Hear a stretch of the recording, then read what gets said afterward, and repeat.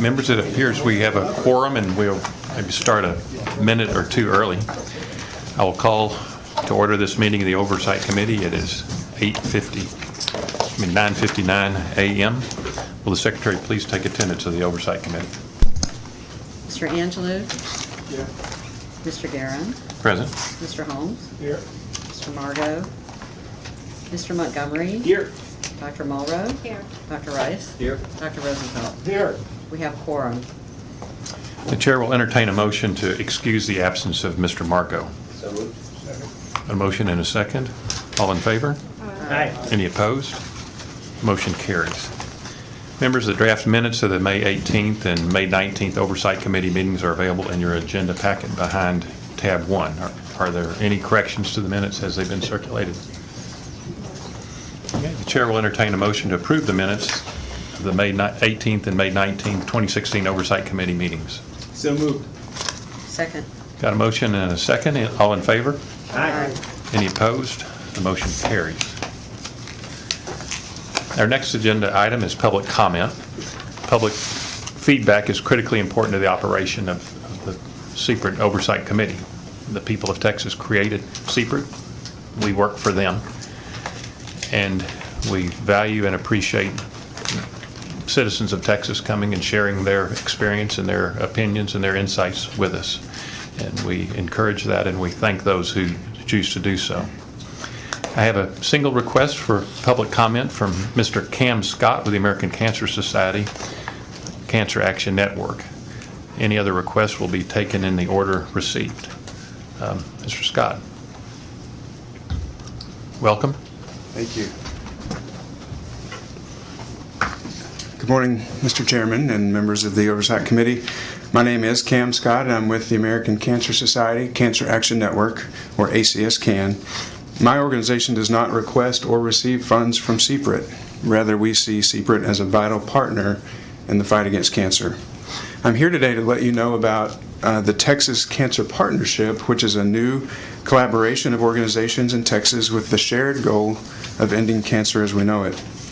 In addition to my organization, ACS-CAN, other founding members of the Texas Cancer Partnership include the American Lung Association, Susan G. Komen, the Leukemia and Lymphoma Society, Livestrong, and the Texas Healthcare and Bioscience Institute.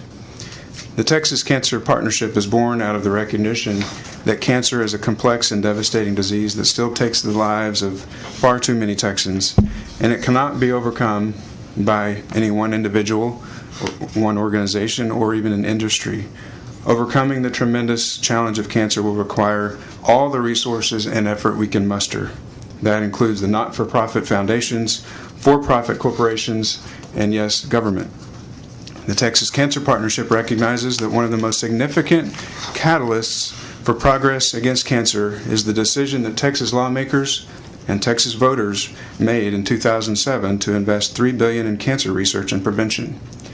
With the creation of the Cancer Prevention and Research Institute of Texas, or CPRIT, the state of Texas has become a global leader in the effort to eliminate cancer, a global leader.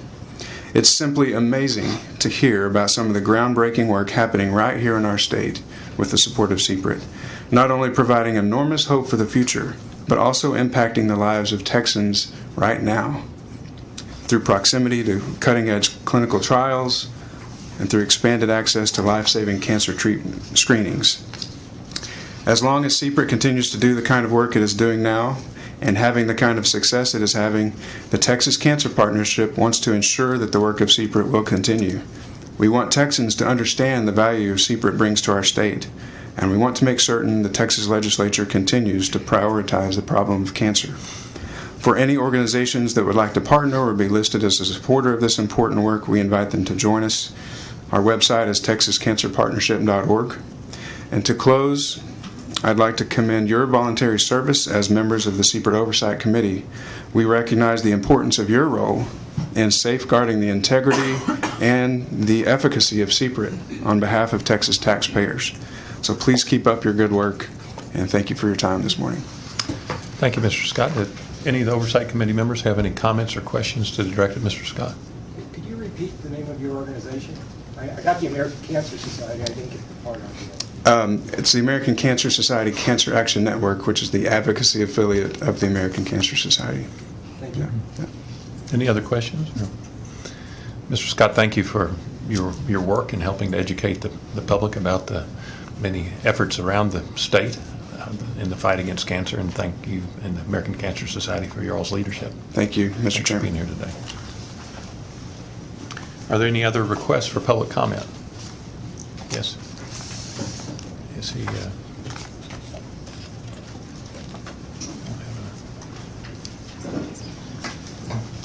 So my name's Ari Khan, and I'm the Human Translational Genomics Coordinator at the Texas Advanced Computing Center for the University of Texas at Austin. And I've been my background is in cancer research. I worked for the National Cancer Institute. I worked on the Cancer Genome Atlas project, which is a springboard for all the new research that's being done. And I'm very interested in CPRIT because I want it to succeed. But one of the problems that I'm having is finding the data that's been produced from these projects. And so I just have really two questions, and maybe they're rhetorical, but the two questions are, how's all the data from all these projects being tracked and aggregated? And the second question is, how are they collaborating on, let's say, precision medicine support for cancer? So how do all these projects, correlate with each other and work together?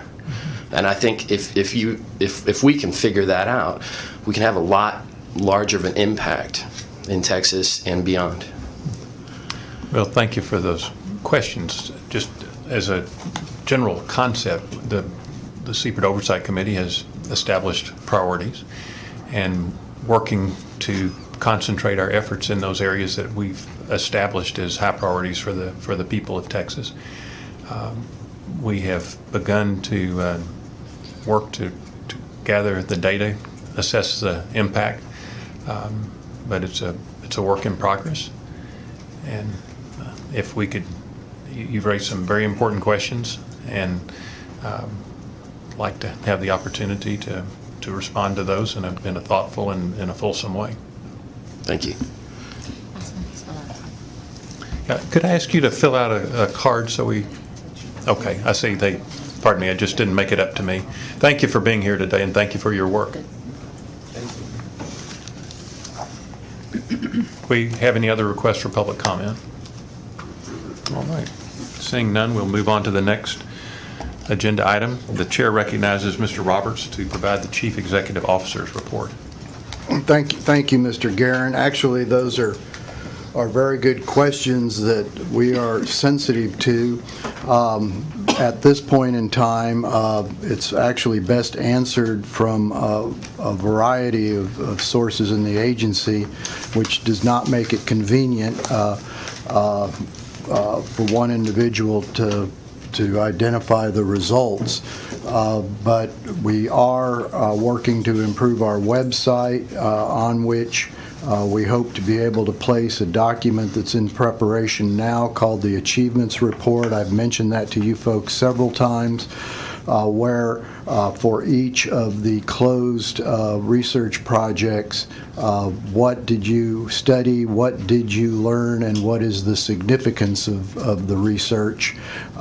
It won't drop down into the specifics of the science, which is available from us upon request. It is open information when the grant is closed, and we do hope with the new website design to be able to do a better job of aggregating our data in meaningful ways. And one of the primary users that we are designing the website for are principal investigators, academicians who are doing the scientific work. So we are sensitive to that and hope to be able to make our information more available as it becomes available, which is frankly a lot of it is just coming available now. Going to my actual report, I do have a couple of items, and as you know, one of the things that I do take delight in is introduction of new staff. I remain extremely proud of the staff that we are able to recruit to CPRIT. We are only able to do what we do through them and through our grantees. At this meeting, I have 3 new employees that I'd like to introduce to you. First, Dr. Patty Moore, our new program director for academic research. Patty, if you would wave at them. I think some of you have had an opportunity to meet Patty and to talk to her, but she's a great addition to the staff. In addition, we have Ralph Aziz. Ralph is a new grant accountant who will be working with Heidi McConnell. Ralph, you started what, about a week or so ago? About 2 weeks. A week or so. And finally, Jody Garza, a new grant compliance specialist who will be working with Vince. And Jody did just start with us 2 days ago, right? So join me in welcoming these staff members. This brings us up to 31 of our 32 FTEs. The remaining position is a communications specialist. That position closed on Friday, and I know Dr. Garcia is going to expeditiously move forward with identifying a successful candidate for that. The next item that I'd like to mention, I'll do it just briefly, are the 2017 program priorities, which will be discussed at greater length in the meeting. I want to emphasize these, though, in my report. It's been 2 years since we did the major drafting of them. Last year was largely a reaffirmation of those. But as you know, we now have 2 new chiefs in Dr. Wilson and Mike Lang with a lot of new ideas, and I really encourage the subcommittees to take a deep dive into those program priorities so that we can see if those are what we wish to use for the next half of our organizational life. Next month, on September 14th, is scheduled a special oversight committee at which 10 recruits, potential recruits, and 4 core facility extensions will be brought to you. In addition, we may, it's not final yet, have a few contract amendments to consider. And we're going to begin a new event for our meetings in September. Dr. Yankee Love, one of our recruits to the University of Texas at Austin in computational biology and metrics, will be doing a short presentation on his work. Several of us, including Dr. Rice, saw Dr. Yankee Love make a presentation at the American Cancer Society's Cancer Action Network event here in Austin about 2 weeks ago, and we were really excited about the vigor, the intensity, and the substance of his research. And we're hoping that at future meetings we will have 1, 2, maybe 3, if time allows, of our grantees come and give a short presentation on their work. I think you will find these presentations to be as exciting and stimulating as the staff does. We will have to meet in a different room. It's my understanding right now that we will be meeting in the room directly below us on the first floor of the extension, or I guess it's the second floor of the extension. But there is a Senate committee hearing that takes precedence over our meeting, but we will make sure that you folks get all of the appropriate information to get to the meeting. I mentioned the American Cancer Society Cancer Action Network events. We've now had 2 of them. There is a third one in Dallas at the end of the month. These have been absolutely wonderful. The one in Austin, not only was there Dr. Yankee Love, but we had it's not we, the Texas Association of Business discussed the economic impact of CPRIT. Senator Kirk Watson, Representative Kyle Cassell, both made presentations in support of the agency. The Brazos Valley Screening grantee gave a report on their work. In Houston, Jim Allison gave a presentation on his work. Representative Sarah Davis spoke about her interest in CPRIT. The longtime grantee, the Rose, discussed prevention activities there in the greater Houston area, and the Greater Houston Partnership discussed the impact of CPRIT economically and specifically in the Houston region. The meeting in Dallas is planned to have Dr. Joshua Mendel, one of our recruitments at UT Southwestern Medical Center, will doing a presentation. Representative Jason Villalba will be speaking, as will Tom Kowalski from the Texas Healthcare and Biosciences Institute will be talking as well. So if you can make that event in Dallas, I strongly encourage it. I think you'll be quite excited at the information that is presented.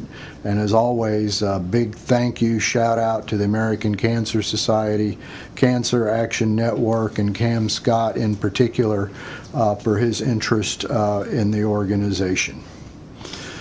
Finally, behind my briefing memo is the quarterly report on grant funds available.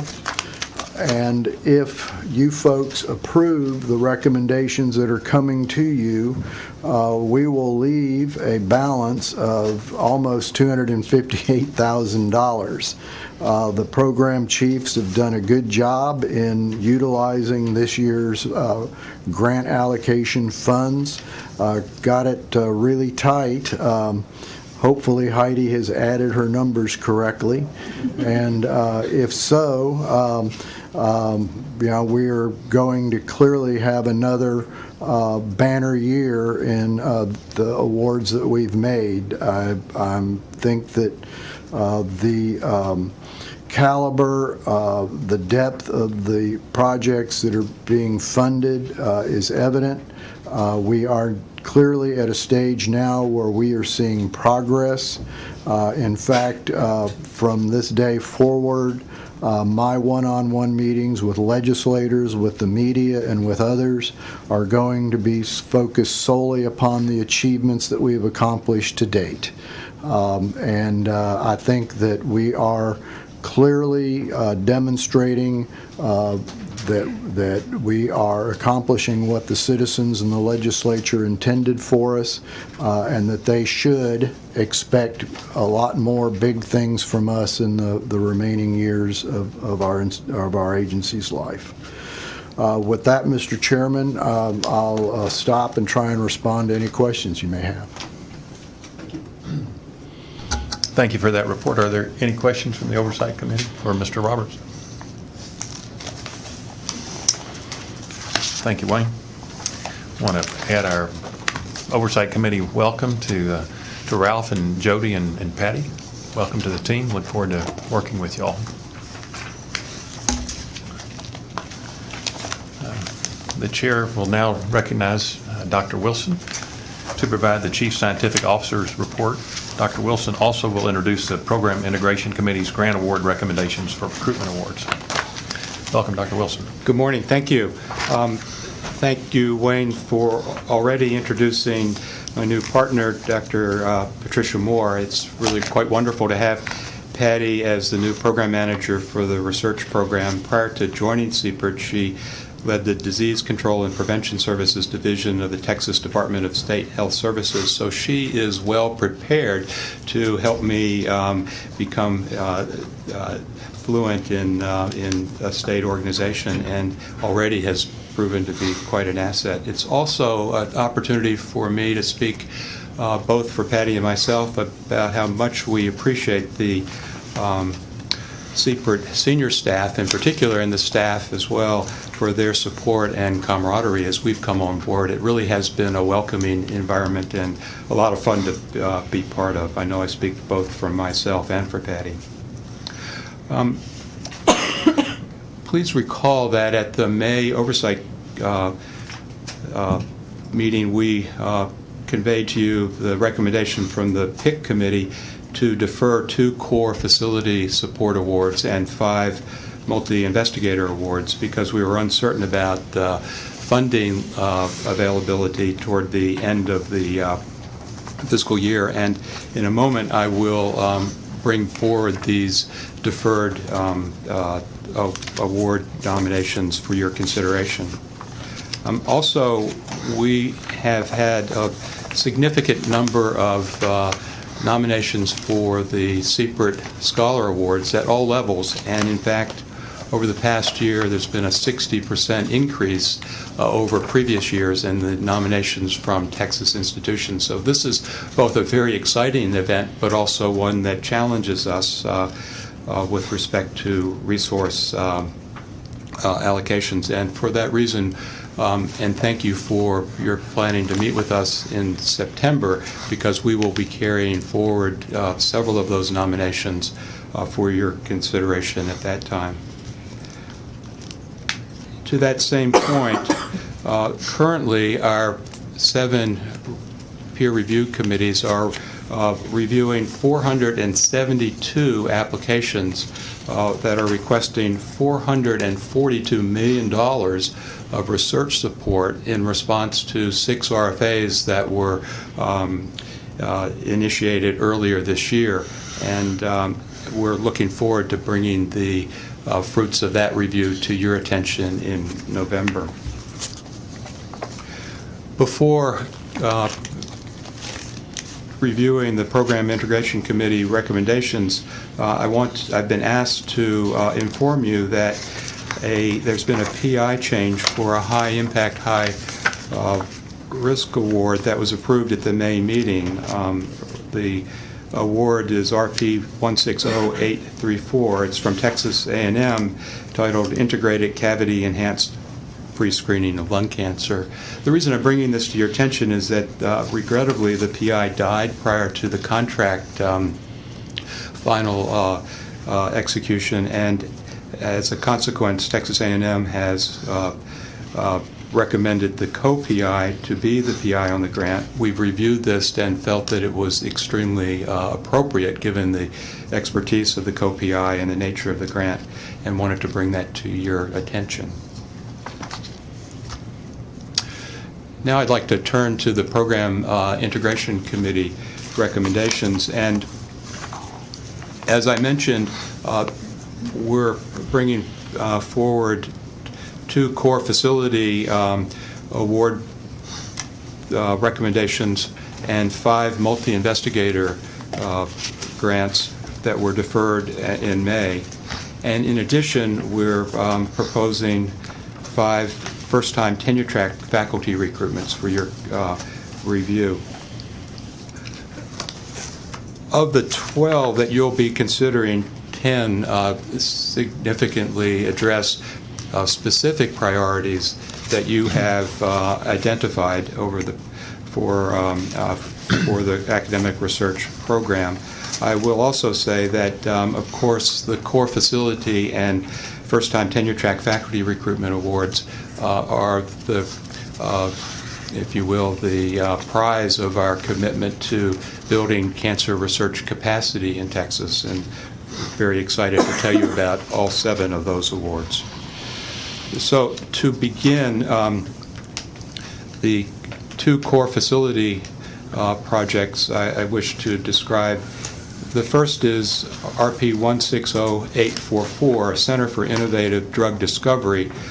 This comes from the University of Texas at San Antonio, Dr. McCarty, and it brings together expertise at the San Antonio Health Science Center in drug screening and medicinal chemist at UT San Antonio, and was felt by our review team as a wonderful example of synergy of complementary expertise in an important area of supporting drug discovery on that campus. There were recommendations to modify the budget as detailed in the documents that are before you, and the recommended total budget award was $4,598,728 for 5 years. It's important to note that not only does this core facility support infrastructure capacity building for cancer research, but it also has a very strong commitment to supporting the childhood cancer efforts at San Antonio, which, as you recognize from previous Oversight Committee reports, is one of the really burgeoning areas of excellence in our state. The second core facility that we're bringing forward from the PIC recommendations is RP 160771, Adolescent and Childhood Cancer Epidemiology and Susceptibility Service. Dr. Scherer from Baylor College of Medicine is the lead PI. This is truly a unique resource for Texas. This resource proposes to assimilate for every individual with childhood cancer germline information from both the individual as well as that individual's parents, as well as a well-organized annotation of the environmental context for that individual. The intent is to build a resource for understanding not only genomic associations for risk of childhood cancer, but also genomic and environmental interactions.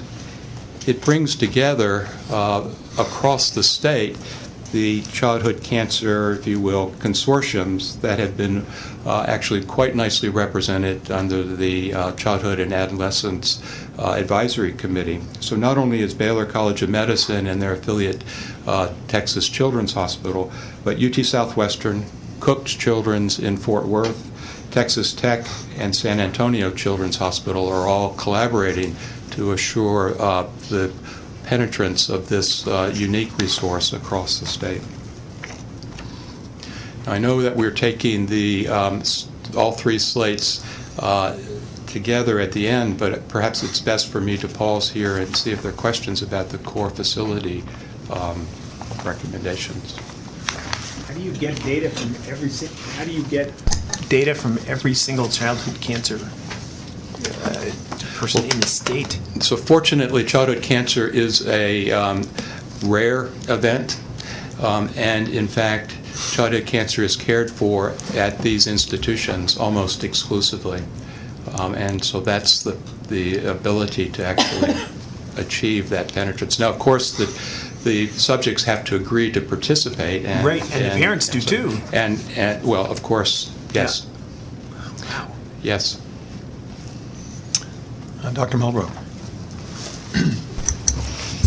And going back to a question that was asked from someone in the audience, are there provisions for sharing data from these core centers, and if so, can you elaborate on them? Yes. So the provisions for assembling the information and resource is going to be overseen by a executive committee formed by this consortium, and it will be that committee that judges based on scientific merit and interest who will have access to the resource. And so it will be open, and it will be open to all investigators, but on a merit basis. If I may, just take a minute to address one of the important issues about dissemination of information from research grants. It really is dependent on publishing data, and I think you've all seen in a number of considerations how important it is for investigators to publish their data. CPRIT requires that all published material from research grants supported by CPRIT be entered into the National Library for dissemination of that information. And second, publications that are submitted to the library have to provide access to the actual data sets.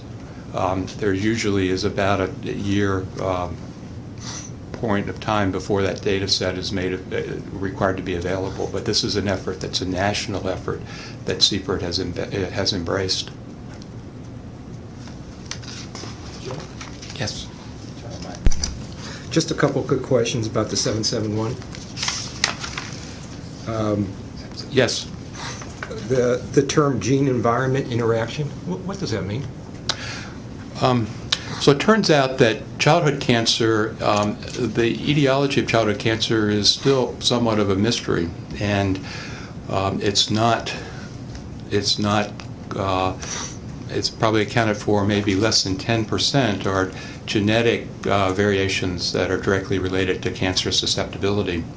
And so this is a search for other genomic traits that are within that family and associations that are occurring within their environment. And it may be issues related to both socioeconomic status as well as dietary habit, ethnicity, and in fact in utero exposures. And so all of these are efforts to, or this effort is to try to obtain as much of that information as possible at the time of the diagnosis of a childhood malignancy, and then have that as a compendium of information going forward. So will data be collected on environmental toxins, DDT, BPA, other chemicals? So it is possible to get that type of information, but specifically the sorts of data that are being collected here are really related to information that can be obtained from patients' geographic location and their home environment as it is known. Because as you appreciate, many of those other aspects are very difficult to define. One other question. When you listed the institutions that are participating in this study, as you know, in Dallas, there's a fairly formidable and large private practice, pediatric oncology practice. It'd be a shame if they weren't included. Just a thought. Got it. Thank you. Any other questions for Dr. Wilson?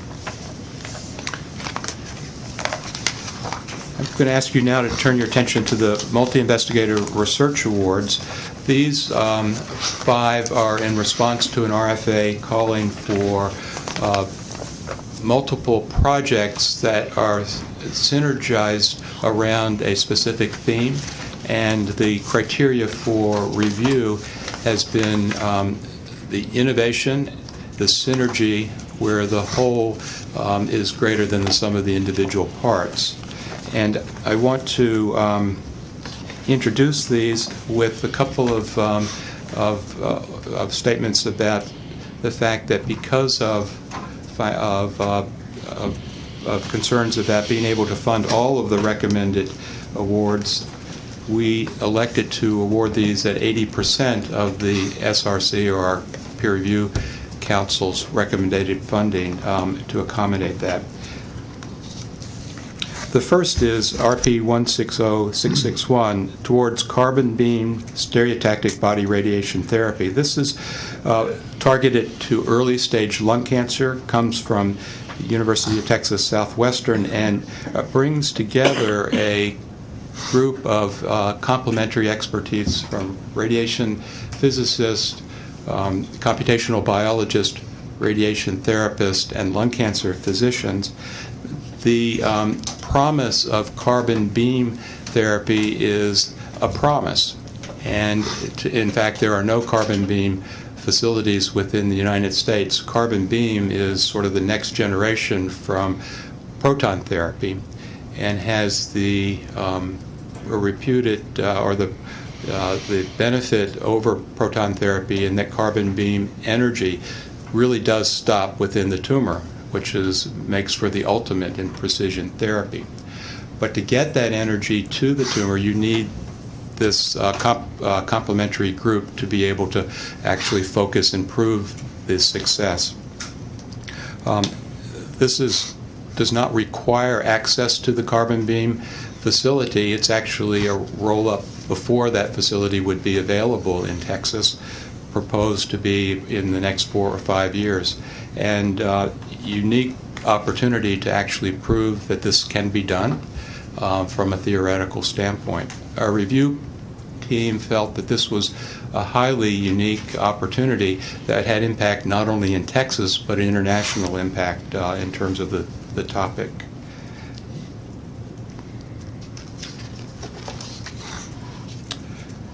The next multi-investigator award is, yes, please.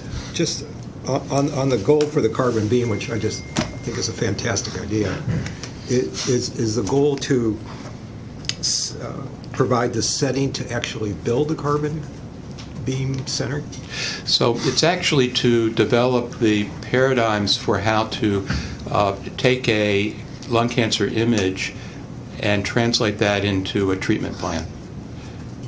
And I think that basically they will be using not individual patients or the actual facility, but the prototypes for planning how the beam will be focused and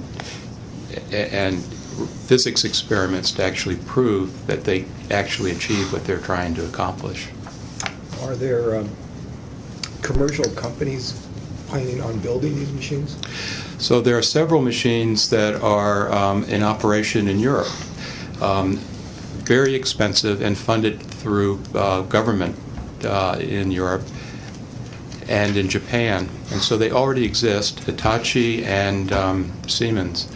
And so there will be the prototypes. What's unique here is that there's strong feeling that those machines are not taking full advantage of their capacity because of the absence of this radiation physics and treatment planning paradigm that is proposed here. So do you think the investment by CPRIT could lead to a new company that builds the next generation of carbon-based machines?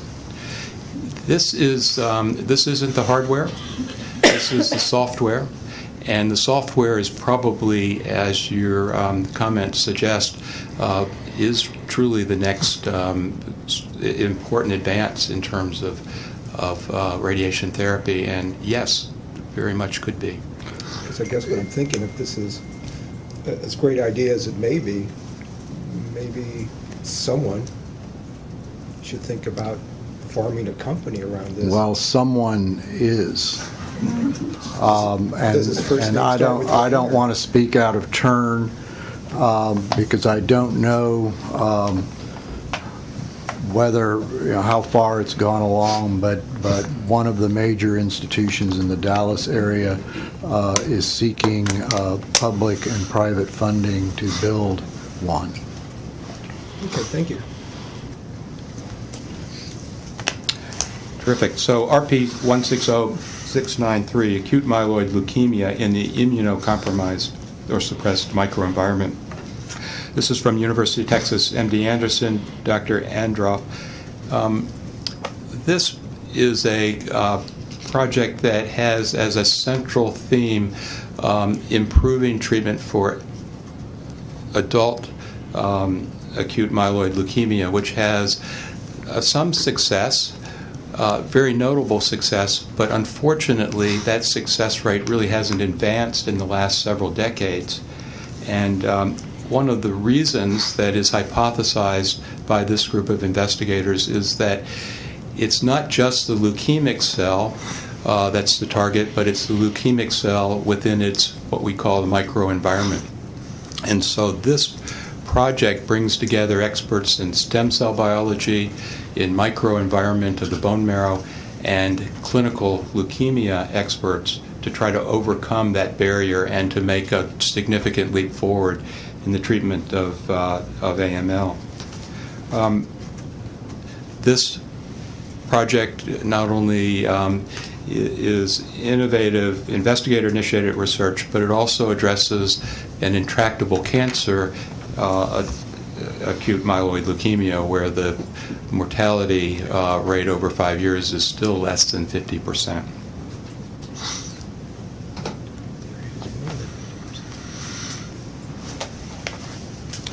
RP 16067, maybe I left out a 6. DNA protein cross-link repair pathways in cancer therapy comes from MD Anderson. Dr. Chen is the PI. It brings together a consortium of experts in what we call DNA repair from MD Anderson, UT Southwestern, and UT Alston. Why is this project of DNA protein cross-link important? It's because common cancer therapeutics have their efficacy in creating these DNA protein cross-links, and it is the ability to overcome those that reduces effectiveness of many of the cancer therapeutics. This team is considered by our review panel to be international superstars to address this challenge with the promise of the basic research in the future having impact on our cancer therapeutics.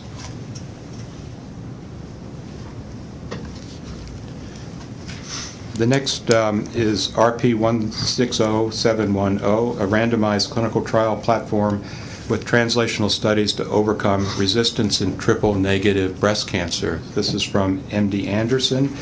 Dr. Simons is a PI, and it's actually a collaboration with Baylor College of Medicine as well. Triple-negative breast cancer is important. 1 of 6 individuals with breast cancer has this type of breast cancer, which is notable for the fact that it lacks the hormonal signals that have been highly important in targeted therapy for breast cancer, estrogen receptor and tamoxifen and Herceptin that you're familiar with. Unfortunately, triple negative means that they don't have those susceptibility to those agents. And in fact, their overall prognosis is poor. Importantly, not only that, but there's a twofold increase in the prevalence of triple-negative breast cancer among African Americans. So it becomes a very important, because of the importance of breast cancer in numbers as a disease affecting a very significant individual group. That this program brings together a clinical trial, and it's actually quite an interesting setup in that the clinical trial is for individuals who have localized breast cancer. The investigators learn whether those patients respond to standard chemotherapy. If they do, that's actually a very good sign, and those individuals go on to have a good prognosis.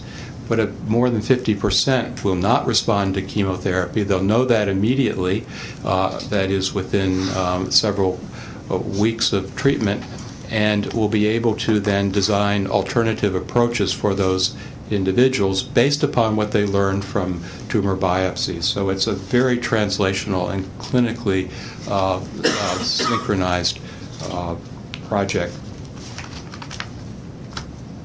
It does address our CPRIT interest in addressing disparities, and obviously I mentioned the disparity of the increased risk of dying from breast cancer because of the higher prevalence in African Americans.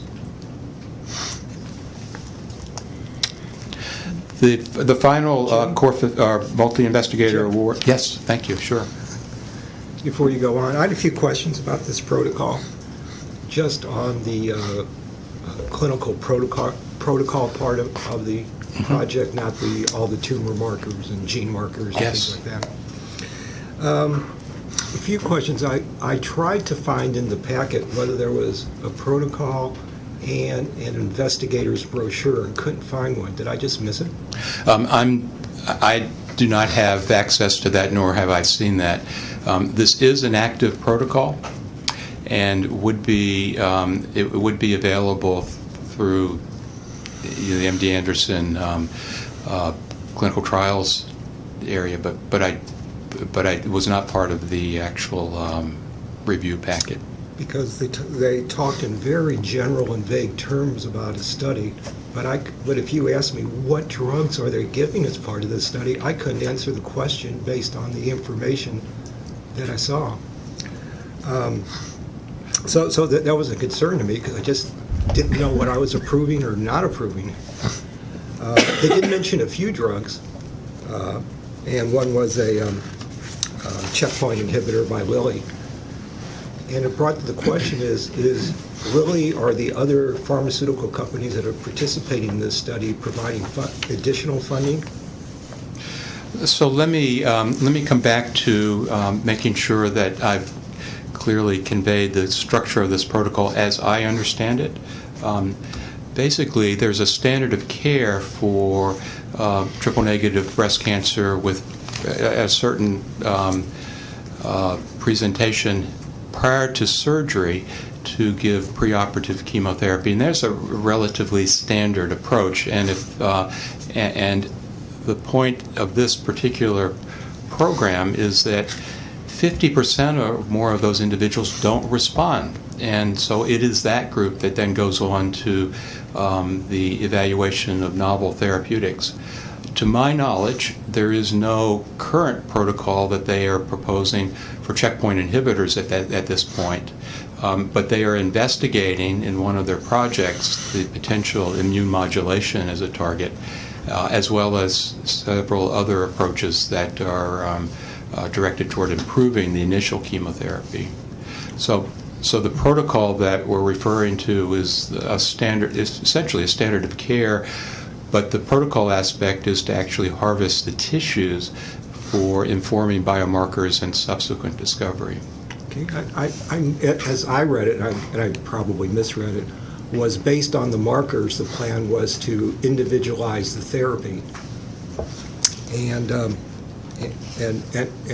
so I was just looking for what studies, and they mentioned all sorts of possibilities, but nothing specific. And I guess where I'm going is, if a pharma company is sponsoring these studies, I would like to know. If not, is CPRIT in the position? Could CPRIT be in the position of funding pharmaceutical studies without getting any interest in return? Yeah. So let me come back and make sure you understand that I've conveyed clearly the structure of this protocol, because they are not at this point in a position to recommend specific next step clinical interventions, because they don't know what the right markers and targets should be. So that's the purpose of the collaborations of the different projects, and in fact that's what CPRIT's funding. CPRIT is not funding the follow-on clinical trials, which are something that's going to be in the future, probably 3 or 4 years from now. So this is not, there's not a risk of CPRIT supporting pharmaceutical-based studies, because that's not what's being proposed in the budgets for this particular program. Okay, I appreciate the clarification. Yeah. Thank you. I'd like to add one point to your question. I know that we often talk about revenue sharing agreements when we are talking about product development, and I just want to make sure that it's clear that all of our contracts, if you receive an award from CPRIT, have a revenue sharing component. So if there was ever a situation where an academic research grantee was receiving compensation for performing work that is funded by CPRIT, then CPRIT also shares in the revenue that's received. And indeed, we have received revenue sharing payments from some of the grantees, some of the academic research grantees. And my last question actually refers back to that. In all these tumor markers they're performing, does CPRIT have a right to any of the IP if they become marketable? Well, yes, CPRIT does retain rights to intellectual property that is derived from supported, and perhaps Ms. Doyle can elaborate. So we don't own the IP. CPRIT does not own IP. However, any IP that is developed with CPRIT funds or activities that add to the technology that was already developed at the institution, we are entitled to revenue sharing based on that. Thank you. Thanks. Thank you, Jim. Yeah. So the last multi-investigator award recommended is RP 160674 Comparative Effectiveness Research on Cancer in Texas. This is from Dr. Goodwin at UT Medical Branch at Galveston. It involves significant interactions with MD Anderson, UT Southwestern, and the Texas Cancer Registry. The theme of this project is to use public accessible data from the Texas Registry, as well as Medicare large data sets, as well as interaction with private with participating physicians and patients to examine sort of the standards of care in the community around several important patient-centered questions in cancer medicine.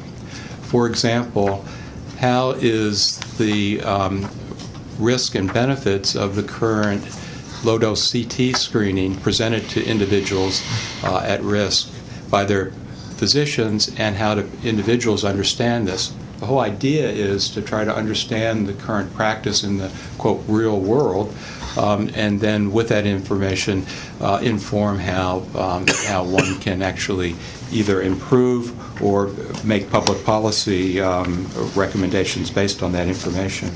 That's one example. Another is the use of chemotherapy in elderly patients with cancer, and what is the standard of care across the community is an attempt to try to get arms around that, and several other examples as you've read in the description of the project.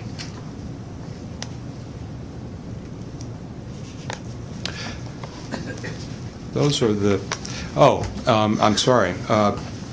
Clearly this has significant impact on our priority of prevention and early diagnostic initiatives, and important in that priority area. So there are 5 first-time tenure-track faculty award recommendations, 1 from Rice, 2 from the University of Texas Southwestern, 1 at MD Anderson, and 1 at UT Health Science Center Tyler. And I'll just mention the names of these individuals and generally why we're excited about their potential recruitment to Texas. Recall these first-time tenure track are individuals who have just completed their training and will be on the faculty positions at one of the Texas institutions, hopefully. Dr. Mazur is a cancer geneticist whose innovative approaches are going to be applied to pancreatic cancer. He comes from Stanford and hopefully will end up at MD Anderson. Dr. Zhang is a computational biologist from Harvard. I must say that the enthusiasm of our Scientific Review Council reviewers for these individuals, and Dr. Zhang in particular, because of the novelty and impact that he has already made in an area of real importance in cancer biology, was quite palpable, and they were proud to be part of the review, but they were also quite jealous that they weren't recruiting this individual or these individuals. He's being recruited by UT Southwestern. Dr. Kapoor is a cancer biologist being trained at MD Anderson, Smithville, and is going to UT Tyler. And I want to mention, not only were the reviewers enthusiastic about this individual's accomplishments in his training, but were very laudatory about the context for how the UT Tyler leadership had set up his potential for success, as well as his potential to be a nidus for cancer research on their campus. It points out that as part of these reviews, not only is the candidate credentials important, but the environment is very much on the minds of our reviewers. Dr. Chanel is a medical physicist who is an imaging specialist whose focused work is on brain cancer. She's being trained at UC San Francisco and is being recruited by UT Southwestern. and Alec Nielsen is a biomedical engineer who has developed the most innovative approach to trying to harness the immune interactions between gut flora and the potential for colon cancer. He's at MIT currently and is being recruited by Rice. Any further questions for Dr. Wilson? Jim? Dr. Rosenfeld? Quick question, maybe we should talk about this after the meeting, but what is hyperpolarized 13 carbon? Yes. Pardon my ignorance. But In the interest of Everyone knew that. of It was on struggling. Twitter this morning. Yeah. Defer to Mr. Montgomery to respond. Okay. So carbon-13 is a natural substance. It's in our environment, but it can be. It has a nuclear signal that can be registered, but it has to be spun in a unique way to be determined. And to do that, they have to take the carbon-13 labeled substance, glucose, for example, and take it down to almost absolute zero. And then placed in a magnet, it will resonate in a way that can be produce a signal through the body, recorded on an MR. So it's an ability for a non-invasive nuclear tracing that doesn't use any nuclear activity that is dangerous. It's natural. And it's quite innovative as the next steps in really understanding the metabolism of human biology in intact humans. And what's unique about UT Southwestern, and I also should say at MD Anderson, is that they've brought on the capability of doing this not only in mice, which they've been doing for years, and CPRIT has been funding quite substantially, but now both programs have the ability to do this evaluation of metabolism in whole patients. And it turns out that UC San Francisco is one of the only places in the U.S. Where it's been developed. She's coming to help UT Southwestern pursue that in brain cancer. And that's helpful. about as good as What I he could said. do. Thank you. Any further questions, Dr. Wilson? Thank you for that presentation, and I particularly appreciate the way you, in your presentation, have connected it with our priorities. Before we vote on these, I'd like you to talk about the attachment that's on page 18, your summary. And I know the staff and Oversight Committee have been working to try to come up with a way to demonstrate to the board the impact on the various priorities. And this is the first time we've had this particular presentation format. And if you could just take a moment and talk about page 18. And Absolutely. At CPRIT office, we call this the Kristen Doyle chart. And we want to thank her for the guidance in sort of helping us to put together what would be a visual snapshot for you. As you'll look across the top, these are the program priorities that have been articulated in the program priorities document that you folks initiated last year or revised last year. And you'll note that it starts out with a broad range of innovative investigator-initiated research projects, sort of an underpinning of the entire academic research program. And these are the investigator-initiated MIRAs represented here. We've aggregated the dollars and project number of projects. And then subsequently there are 5 areas of sort of, if you will, buckets of priorities listed. Prevention and early detection is obvious to you. Computational biology is obvious to you. Rare and intractable cancers, including childhood cancers, is a little bit challenging to put all that together, but it embraces both childhood cancer targeted as well as intractable cancers that I define as cancers that have a mortality at 5 years less than 50%. So lung cancer, pancreatic cancer, I mentioned AML as an example. Population disparities and cancers of importance to Texas. In general, we think of lung cancer, liver cancer, and cervix cancer as high priorities along this line because of their incidence in Texas and the susceptibility to specific population disparities.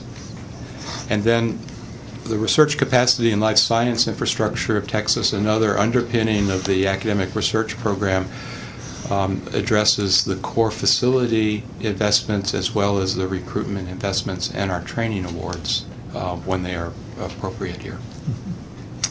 Thanks, Dr. Wilson. Anybody have any questions, Dr. Wilson? That was very helpful.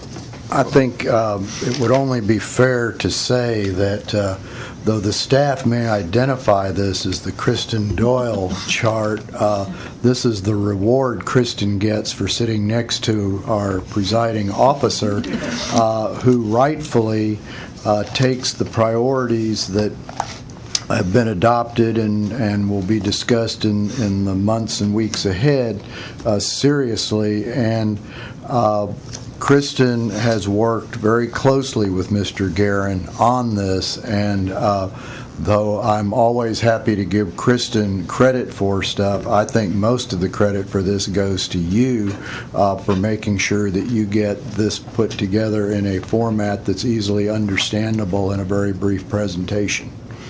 Well, I won't attempt to debate you, but I'll side with Dr. Wilson and give Ms. Doyle the credit. So its vote is 2-1. Works for me. But thank you. All right. Well, thanks, Dr. Wilson, for that presentation and helping the lay persons among this oversight committee get a good sense of what we're attempting to accomplish in this grant-making area. Appreciate it very much. If there are no further questions of Dr. Wilson, I'd like to call on Vince Burgess. Vince Burgess, our Chief Compliance Officer, will provide the compliance certification report for all of the proposed awards at this time, including the Prevention Program Awards. Mr. Burgess, welcome. Good morning, Mr. Guerin, Oversight Committee members. My complete report is on page 51 in the proposed grant award booklet. You can find it there. Memo dated August the 3rd. Central to our compliance certification process, we use a grant application pedigree, and I provided for you just a template of that, and I believe that's on page 57. And so you can kind of see when I refer to a application pedigree what we're talking about. This document lists every step in the process from RFA approval by the program officer all the way through Oversight Committee approval. In addition to this, we review third-party observer reports. So we have an independent contractor that observes all of our peer review meetings. I review sign-out sheets, conflict of interest statements, post-review statements, attendance sheets, and I also confer with CPRIT staff and SRA staff. After reviewing the supporting documentation, I am satisfied that these award recommendations are consistent with the Institute's established grant review process. I do want to note that pursuant to Texas Administrative Code 70219, Mr. Roberts granted Dr. Wilson, our Chief Scientific Officer, a waiver from general prohibition against communicating with applicant institutions. The waiver allowed Dr. Wilson to discuss with applicant institutions CPRIT's plan for reviewing recruitment applications, and specifically those submitted in April, May, and June of this year. Dr. Wilson did not discuss the merit of the application, and no application had an unfair advantage in this waiver. Notice of the waiver was sent to the Oversight Committee on June 27th. So, Mr. Guerin, Oversight Committee members, I am satisfied that the application review process that resulted in the above mechanisms recommended by the Program Integration Committee followed applicable laws and agency administrative rules. I certify these academic research and prevention award recommendations for the Oversight Committee's consideration. And I'd be happy to answer any questions you might have. Any questions for Mr. Burgess? Thank you very much. Thank you. No Oversight Committee members at this meeting have reported conflicts of interest with any of the applications to be considered today.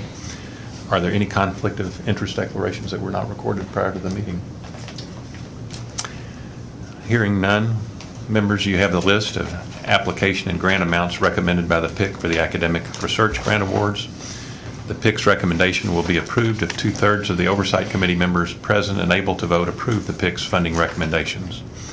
Dr. Wilson presented 3 academic research award slates. Rather than taking up each recommendation individually, I'll ask for a vote to approve all of the slates.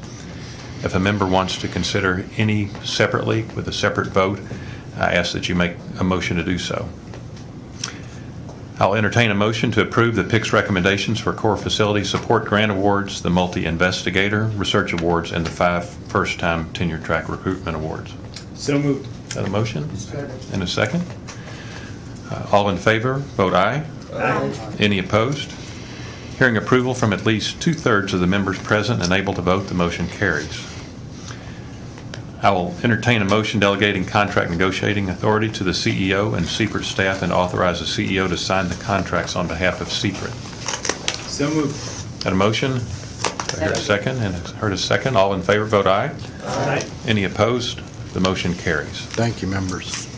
Thank you. Thank Dr. Wilson and your staff for excellent work. Appreciate that. The chair now recognizes Dr. Garcia to provide the prevention program and communications report.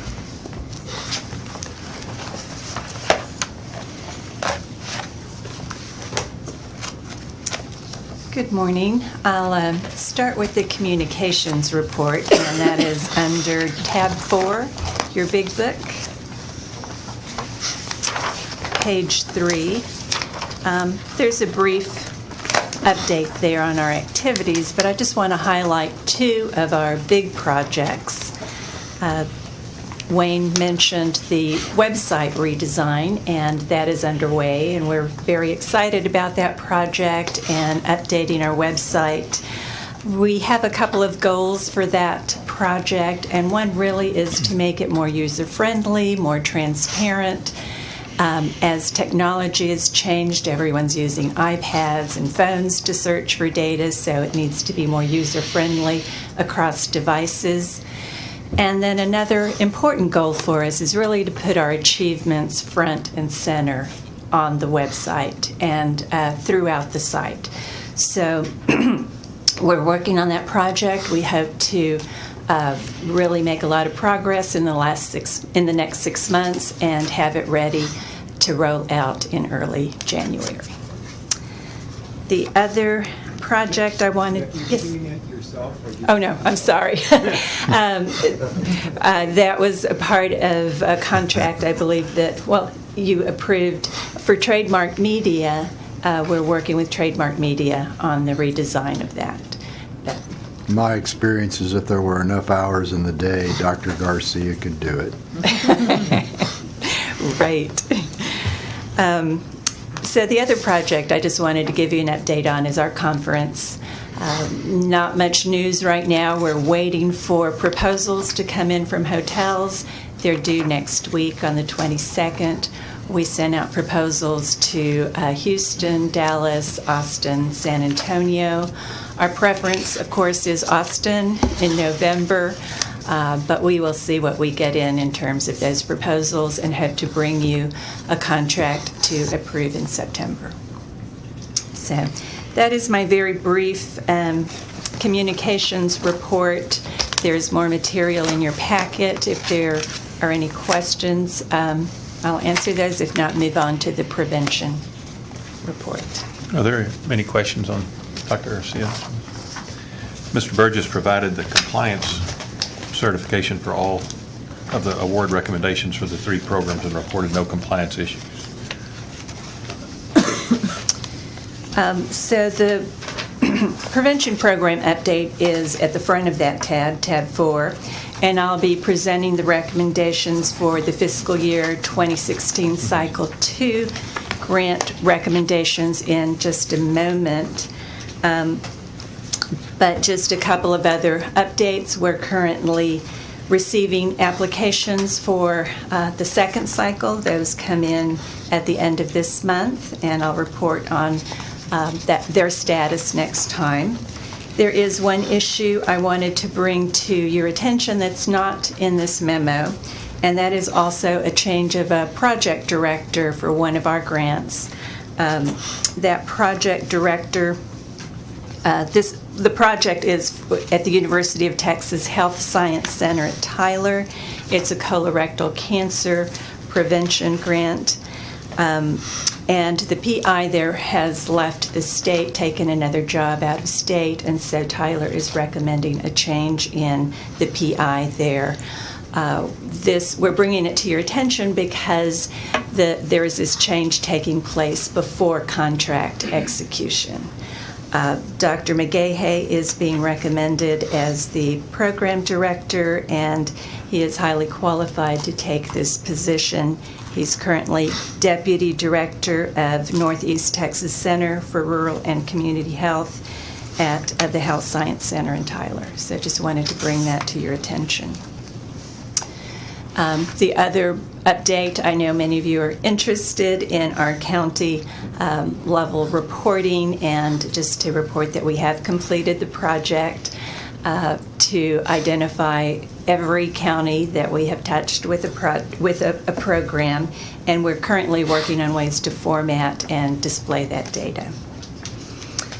So that is just a quick update. Before I move into the award recommendations, Dr. Mulrow had asked that I give you a quick overview of what is currently in our portfolio. So there's some slides that are in your packet and should be up here as well.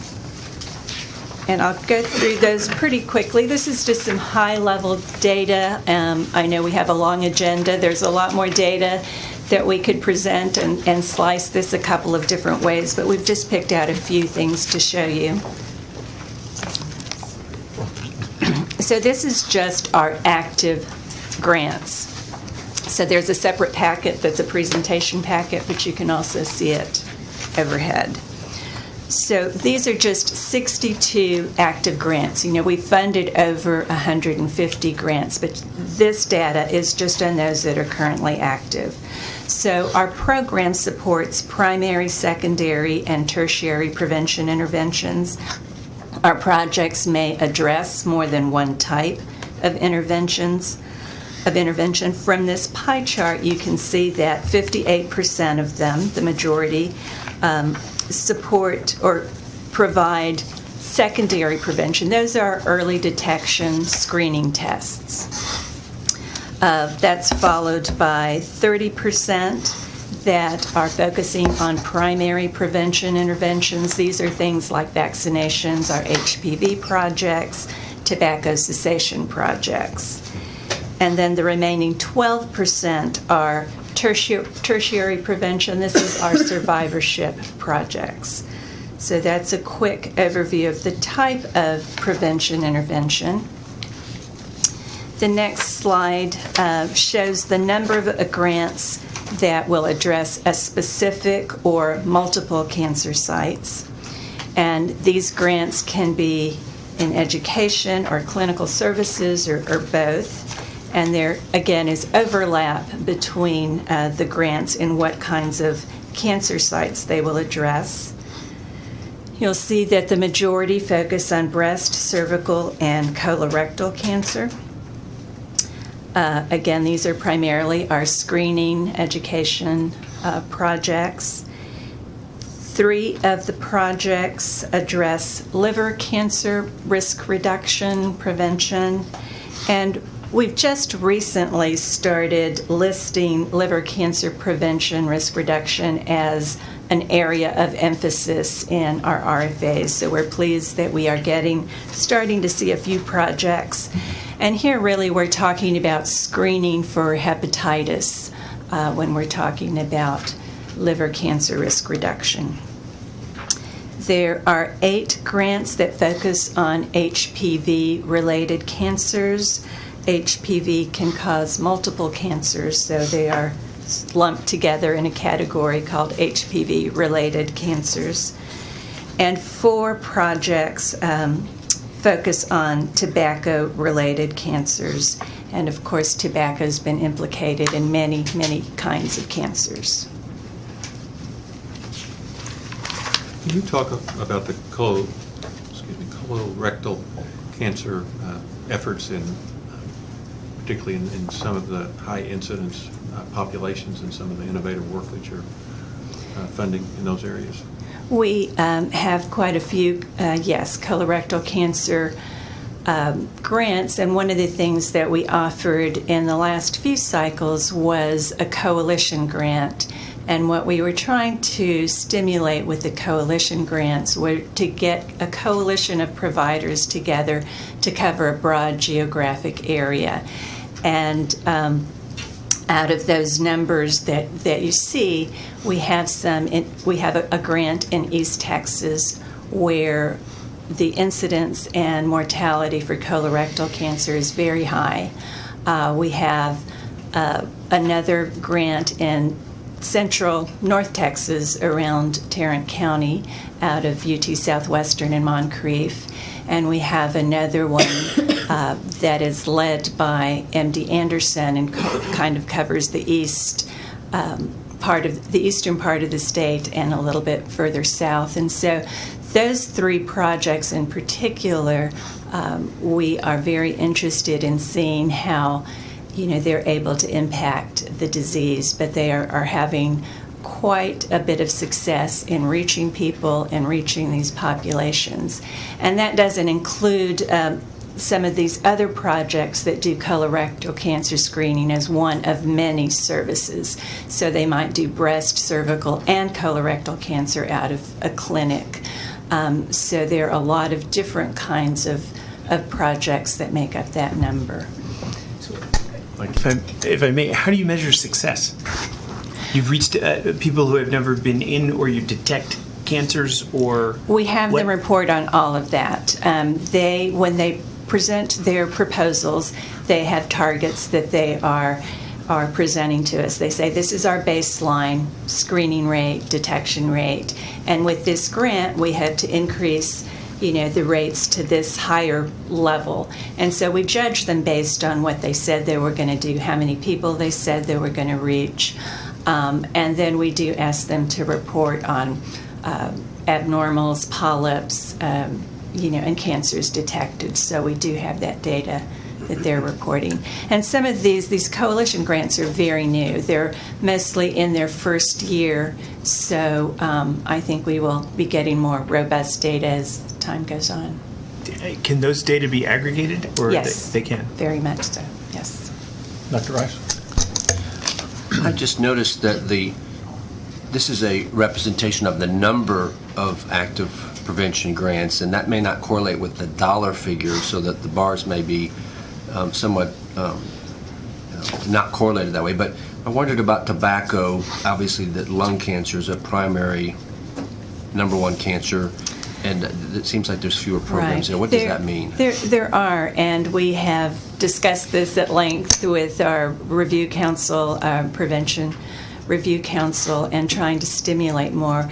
I think there's a lot of things going on. We do have another state entity, the Department of State Health Services has a tobacco cessation and tobacco support for coalitions throughout the state. So there's another pot of money there.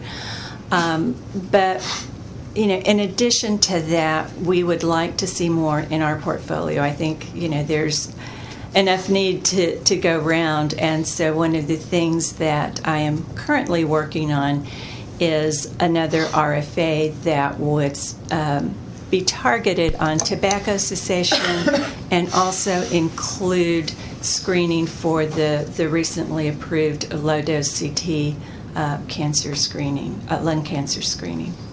I wonder if it would help us, if it wasn't difficult to accomplish, if there was a way to get maybe a statewide, state funding maybe dollar amount kind of map or representation like this graph so that we'd sort of have that full perspective of what's going on in the state. Maybe the colorectal screening here is most of what's done in the state. I have no idea. Or other agencies do a lot of that, or breast or whatever. But I wonder if there's, I'll let you discuss with staff, but I wondered if there's a way to have sort of the same kind of graph, maybe by dollar figure and also by statewide. Are you interested in just what CPRIT is doing or what's being done in the state total? Just thinking about as we establish a priority, we might discover that, what CPRIT's doing in lung cancer maybe looks low, but maybe there's, like you said, a lot of other stuff going on, so no problem with that priority. You're just wanting to sort of have a perspective of how we might prioritize what we do as it relates to the statewide efforts with other agencies. Be happy to look at that with the Department of State Health Services and their program and putting that information together. Thank you. Dr. Mulroy? I was just curious of whether any of the individuals in their prevention and screening programs that are identified as having cancer or a high-risk condition ever go on to be entered into one of CPRIT's research projects. And are we tracking such things? Do we have a linkage type thing set up such that that could be considered? Do you mean into maybe a clinical trial or into... Well, all of our programs are required to navigate them to treatment services if cancer is found. So that is a requirement. We do not ask them at this point where specifically they are referring people, just that they do. Is this something we should think about doing, though? We can surely look into the feasibility of doing that. Any other questions at this point? This is just the 62 projects and the priorities that they're addressing. We have 3 program priorities, and there is a lot of overlap between these projects. The first priority is focusing on populations and geographic areas of greatest need. 50 of the projects address those. 60 of the 62 focus on underserved populations, and that's because the remaining 2 are professional education projects, so we don't count them as underserved. And 32 of the projects really focus on significant disparities. So that's just a snapshot of the current portfolio. And then we usually show you a map of the coverage of the 62 active projects. And really the 62 projects are doing an amazing job of reaching across our very big state. There's 2 little blank counties there that don't have a project that has picked them up yet. But at some point in time, with projects that have closed, those counties have been served. And that's Blanco right in the middle in central Texas, and that's up in the northeast corner is Marion County. Can you update the committee on where things stand as far as trying to collect the number of people served by county? Yes, we are still working with SRA, our grants management administrator, on that reporting. We are about ready to have it beta tested with a couple of grantees. Ramona and I had our review of it, I guess it was last week, and found some things we wanted them to fix in that reporting and then roll it out to testing. I would think it would be, we've already alerted all of the grantees that this is going to be coming. We hope to roll it out. I believe the first reporting would come in around December. So, okay. Thank you. You're welcome. I know that's.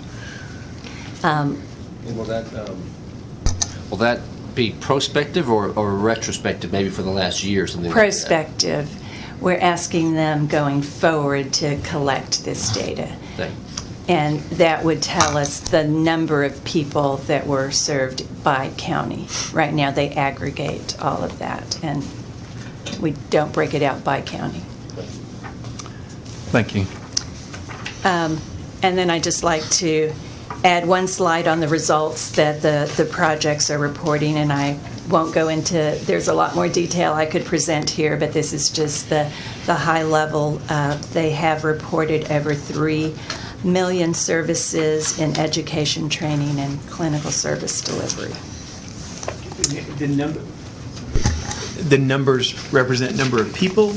No, Or- number of services.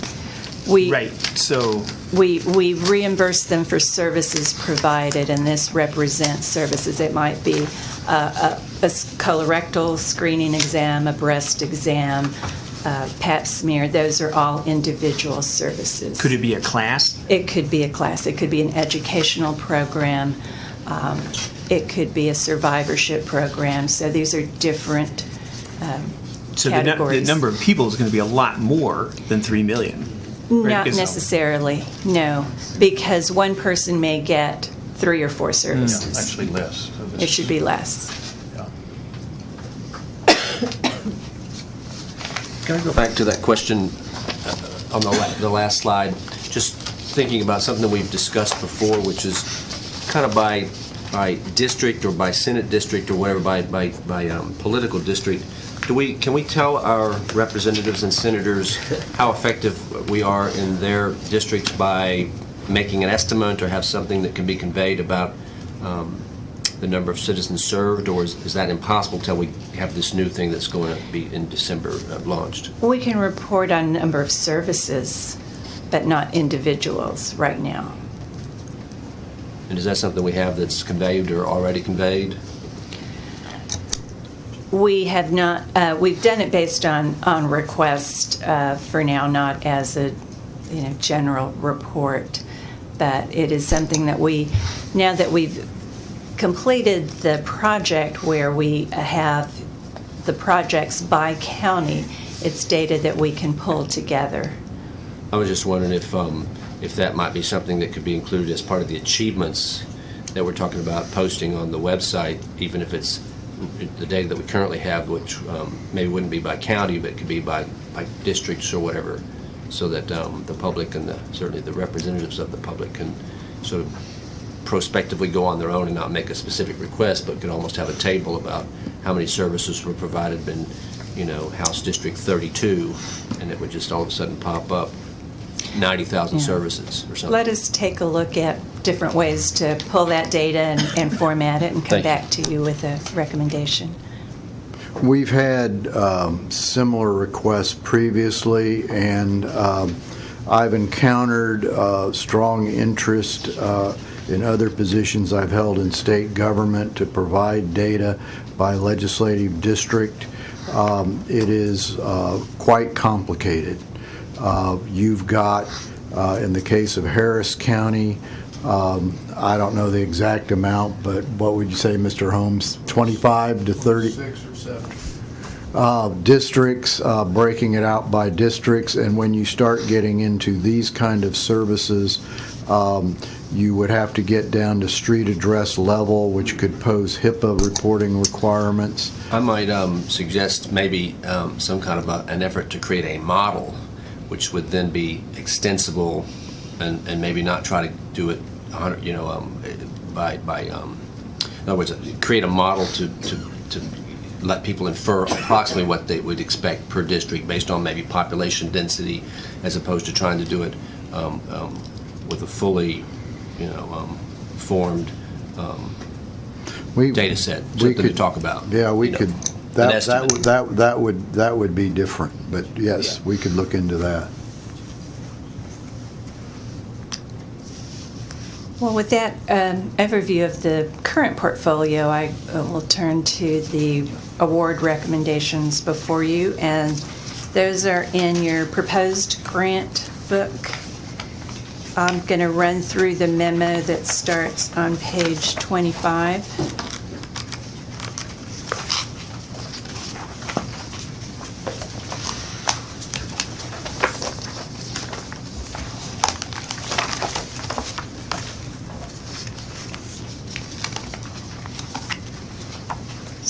So the Program Integration Committee is recommending 14 projects totaling approximately $13.7 million. The projects are in the 6 slates, and I will go through each one of those briefly. The program priorities that are addressed by the projects are there in your memo. 9 of them prioritize populations and geographic areas of greatest need. All 14 focus on underserved populations. 8 focus on areas where there are significant disparities. So I will start with the evidence-based prevention services slate. And these projects are comprehensive projects. They include education, outreach, navigation to service, and the delivery of a clinical service. There were 20 applications submitted under this mechanism, and 7 of those are being proposed. 3 of those projects are for HPV vaccination.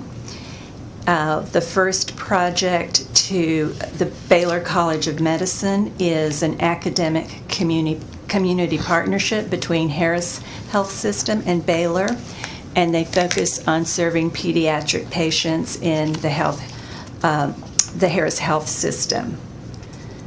The second grant there is focusing on adolescent and young adults in a South Texas county, Hidalgo County, and that is a grant to UT Health Science Center San Antonio. They are working with 4 clinics in Hidalgo County, and their project is providing education and access to vaccination, and they're also educating healthcare providers. The third project, that is an HPV vaccination project, is also in one county in South Texas. It is in Starr County. And they are working with the school district there and providing education to the parents and free vaccinations through the school. It is a grant to UTMB in Galveston. I think you know that HPV vaccination rates throughout the state are fairly low, so these 3 projects will address all 3 of the program priorities. The next 2 projects in the slate are on colorectal cancer screening. The first one is to UT Southwestern Medical School and Medical Center, and they are serving patients at Parkland.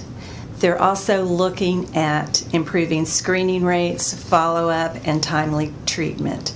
So they are looking at systems improvement in addition to offering their standard of care for colonoscopy screening.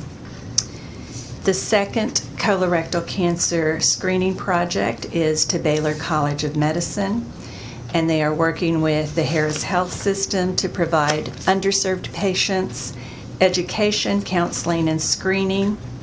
And in addition to providing the standard of care for screening, they're also looking at systems improvement, and they want to evaluate the impact of adding a patient navigation module into their electronic medical record. The next project in the slate is a survivorship program. It's for breast cancer survivors. It's an exercise program for those who do not meet the physical activity guidelines. And it's also to identify what combination of interventions will help increase physical activity. And that's a grant to UT Southwestern Medical Center. And then the last one in this mechanism is for liver cancer risk reduction. As we've discussed, liver cancer rates in Texas are among the highest in the nation, so we're pleased to recommend this grant. It aims to reduce the risk of liver cancer by focusing on hepatitis B and C education screening, diagnostic testing, and linking them to antiviral treatment. The grant is to Baylor College of Medicine and serves Harris County residents. So that is the evidence-based services slate. I'll pause for a moment or move on to the next one. If there are no questions at this point, please proceed. The next project is in a different mechanism, the Colorectal Cancer Prevention Coalition that we talked about a minute ago. Is really, the mechanism is to encourage a coalition of providers to come together to provide colorectal cancer services. And this project is a little bit different than the others that we've funded in that it takes advantage of an existing coalition that was funded to UT Southwestern, and it adds genetic testing and counseling services. So the project's going to target patients from the safety net hospitals at Parkland and John Peter Smith, underserved patients from a 23 county region that are participating in the current coalition screening project. And it's also taking advantage of some of their other screening projects to identify patients who are going to be at high risk for colorectal cancer. So the Review Council, the Prevention Review Council, looked at this and the other grants that were collaborating or in partnership with this one and recommended reduced funding. They had requested $3.1 million in funding for this project, and we are recommending a budget of $2.1 million and asking them to look at leveraging some of the other infrastructure that has been built for the existing projects.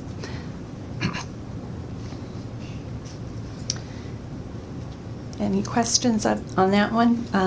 If not, the next mechanism is competitive continuation expansion grants.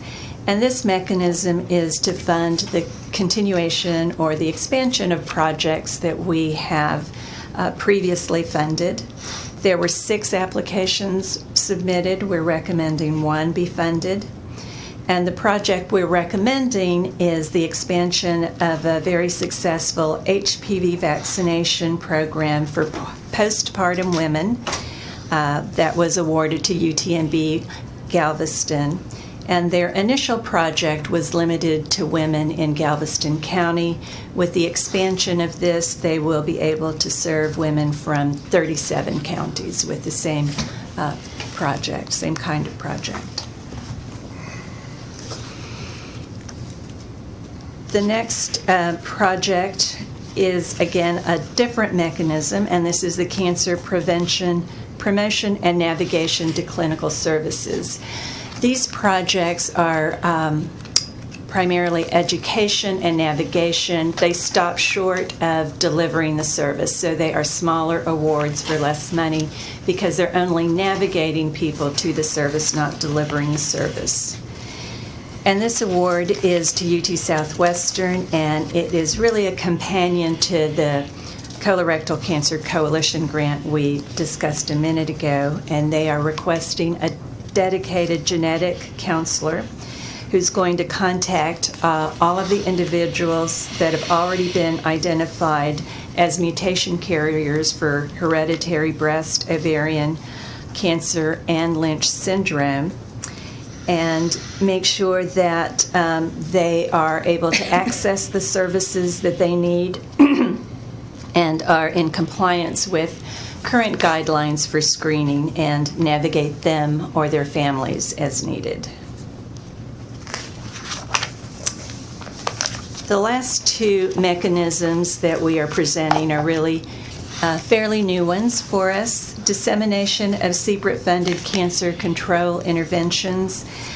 These are smaller awards to really encourage people who have had successful projects from us to package their programs and then make them available, disseminate them and actually help people who are interested implement their programs. So this is our attempt to encourage wider dissemination of some very successful projects that we've funded over the last 5 years.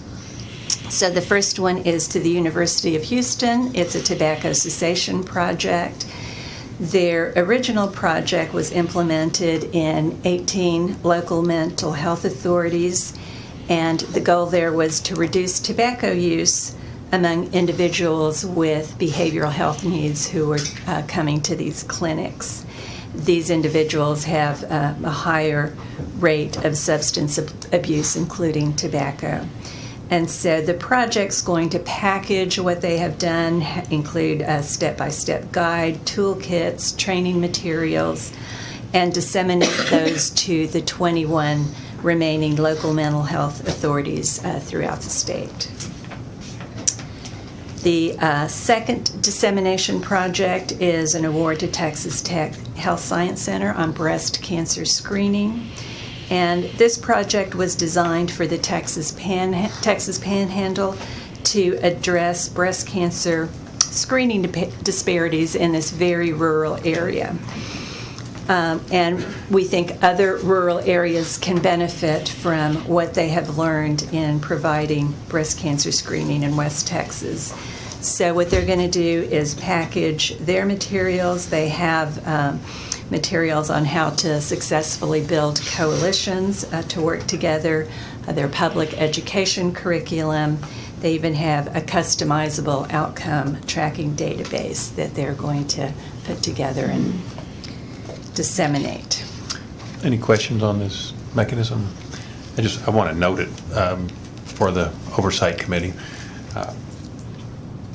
CPRIT has funded some very innovative initiatives that have proven to be very impactful in different parts of the state, and this is a great opportunity for CPRIT to help spread those, so we don't just produce a silo in Harris County and a silo in Tom Green County and a silo in Hidalgo County, but work to try to get these good ideas spread around the state. And in addition to those that are served, it just helps parts of the state learn from other parts of the state and take advantage, leverage some of the successful investments that CPRIT has made in the past. So I commend you for working in this area. And again, in addition to the people that are served, it just helps spread the prevention knowledge around the state. So the areas that have been innovative and developed particularly impactful are able to share that information more broadly, and you don't have to reinvent the wheel in different parts of the state. So I think there's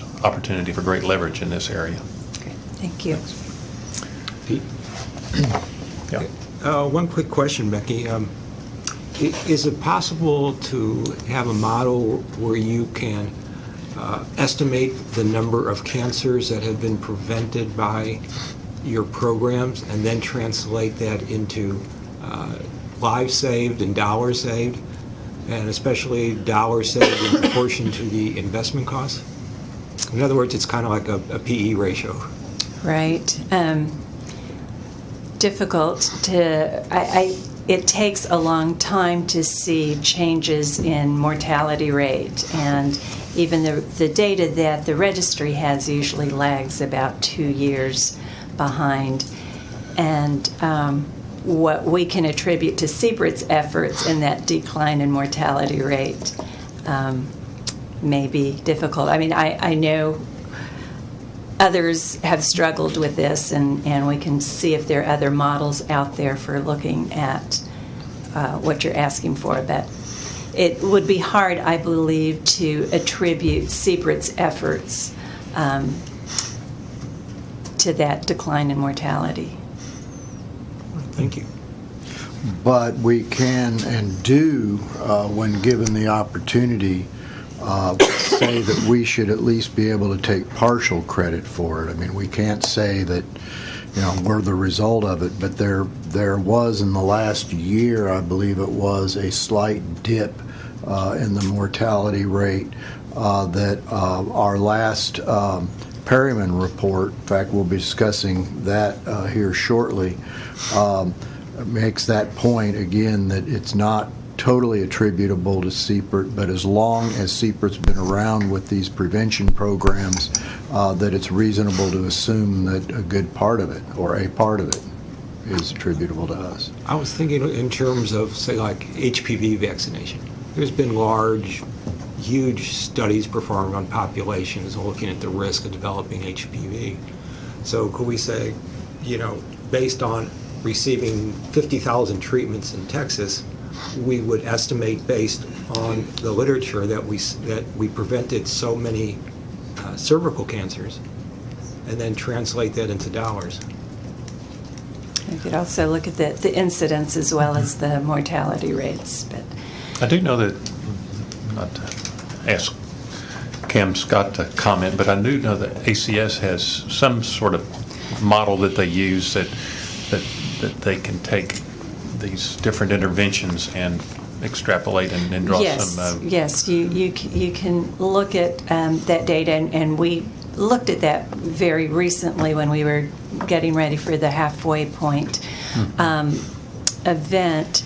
And yes, mortality rates have been dropping steadily, and you can extrapolate some information from that. What I was saying is it would be hard to attribute CPRIT's efforts and what part CPRIT has contributed to those efforts, but definitely look at what is out there and see what else we can say about CPRIT's initiatives and our role in this.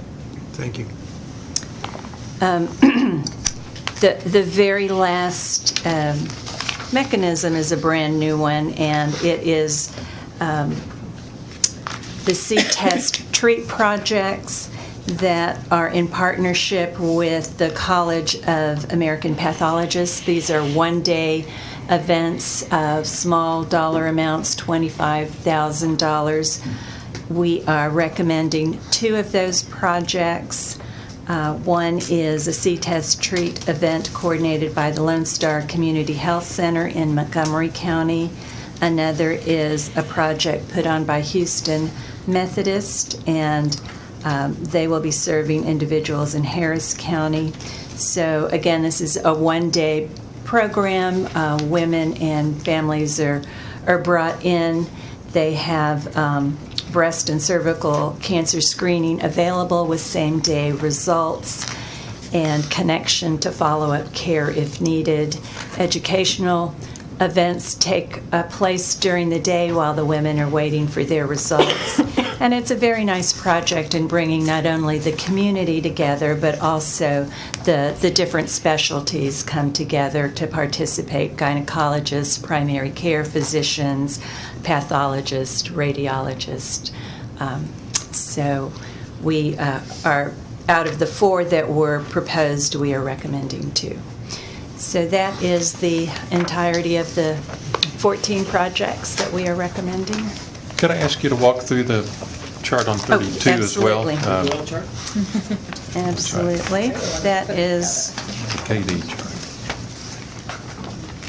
on page 32. So there you see at the top are 3 program priorities. 9 of the projects address populations in geographic areas of greatest need. All 14 focus on underserved populations, and 8 of those projects focus on significant disparities. And as you can imagine, there's a lot of overlap between the first priority and the third, where you will find disparities in areas of greatest need. So one of the things that we talked about at the subcommittee level was maybe refining those priorities a bit so it's a little easier to tease apart populations and geographic areas. So we'll be discussing that going forward as we discuss revisions to the priorities. Thank you. Questions for Dr. Garcia? I got ahead of myself earlier, but I noted that Mr. Burgess had provided the compliance certification for the prevention programs when he made the certification earlier. A note for the record that no OC members have reported a conflict of interest with any of the applications to be considered today. Are there any conflicts of information that have come to your attention since the time that this was distributed? If not, members, you have the list of applications and grant amounts recommended by the PIC for the Prevention Grant Awards. The list is on pages 47 to 48 in your proposed grant awards package. Rather than taking a separate vote on the 6 different grant mechanisms constituting 14 grant recommendations, I propose that we take up these 14 recommendations as one vote. If you would like to have any considered individually, please make a motion to do so. The PIC's recommendation will be approved if 2/3 of the Oversight Committee members present and able to vote approve the PIC's funding recommendations. I will now entertain a motion to approve each of the PIC's recommendations for prevention grant awards. Got a motion? Do I have a second? Have a motion and a second. All in favor, vote aye. Aye. Any opposed? None opposed. The motion passes.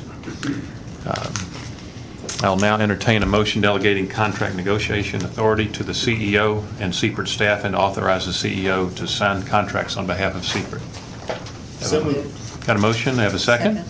All in favor, vote aye. Aye. Any opposed? Hearing none, the motion carries. Thank you, members. Just looking at the clock and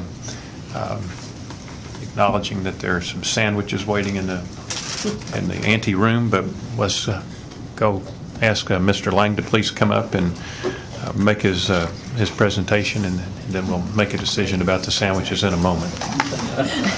No pressure, Mike. Thank you. That's right. It's a dangerous place between people and food, not where you want to be. Thank you, Mr. Guerin. Our product development award processes are typically initiated by RFAs. We do 2 of those a year. So as a result, basically every other oversight committee, we make a recommendation or request for approval of new awards. So we're not doing that today. So instead of requesting an award, I'll simply be providing updates on various activities. So I'll endeavor to keep this quick. In terms of our ongoing award processes, Product Development Review Cycle 16.2 is in process. We have 7 programs, 7 different awards that were recommended by the PDRC and the Review Council for due diligence. So due diligence is ongoing for those. We would, if those are brought to successful fruition, we would be presenting those at the November meeting for your review. The next review cycle, 17.1, was just the RFA was just closed on that several days ago. So the only update we have from what was in the book here is we now know that 19 applicants successfully completed their application process. So those will be at the beginning of that process as well. I have 6 subjects I want to provide brief updates on. 3 of these are new, and then 3 are reviews of prior subjects we've discussed. First is just the program priorities. As was discussed earlier, CPRIT has done our annual review of our program priorities, and really just made some clarifications to the product development program priorities.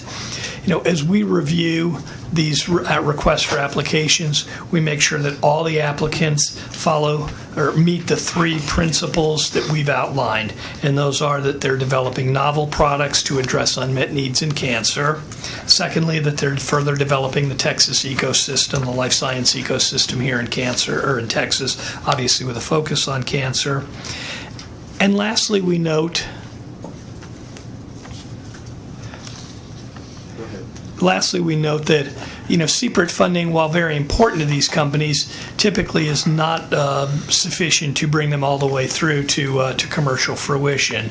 So we want to make sure that any projects we fund are going to be attractive to follow-on investors, that they're based on sound science, they've got good management, they've got good business opportunities and good business plans. So we want to make sure that all of the programs we fund meet those criteria.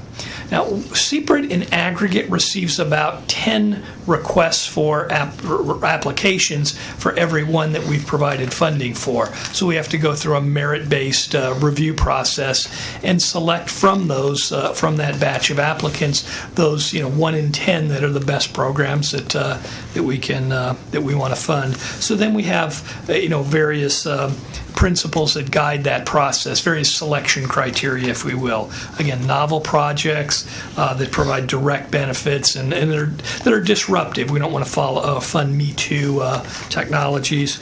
We want to fund projects that have that address large or unmet clinical needs, as we spoke earlier.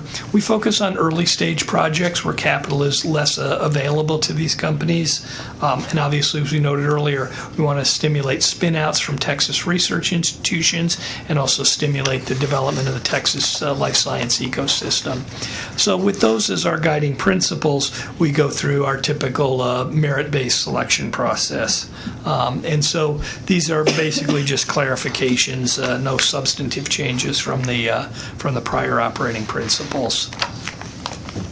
The second new topic I want to address is just a note on our honoraria policy. You'll see later on, I think there'll be a vote to amend or to approve a change in our honoraria policy. CPRIT's research program has a variety of mechanisms. One of those is ETRAs, these translational research awards. So we've made a number of those awards in past cycles, and those awards carry with them the requirement that the principal investigator develop a business plan. This is basically a high-level overview of the diseases that they want to treat, the clinical utility that will be provided to ensure that these research grants are aimed at a particular clinical indication. So typically the reviews of the business plan portion of these ETRA grants are conducted by our product development reviewers. So we did not have a mechanism to provide them an honoraria, so that's what this is doing. We utilize our product development reviewers to do this very specific review on these specific grants that are received, and so that's the intention of this change in the honoraria policy. The third new topic I want to note is a concept that we're considering within CPRIT staff to have a targeted RFA for our product development program. Our research programs have a variety of specific targeted mechanisms that we've discussed earlier.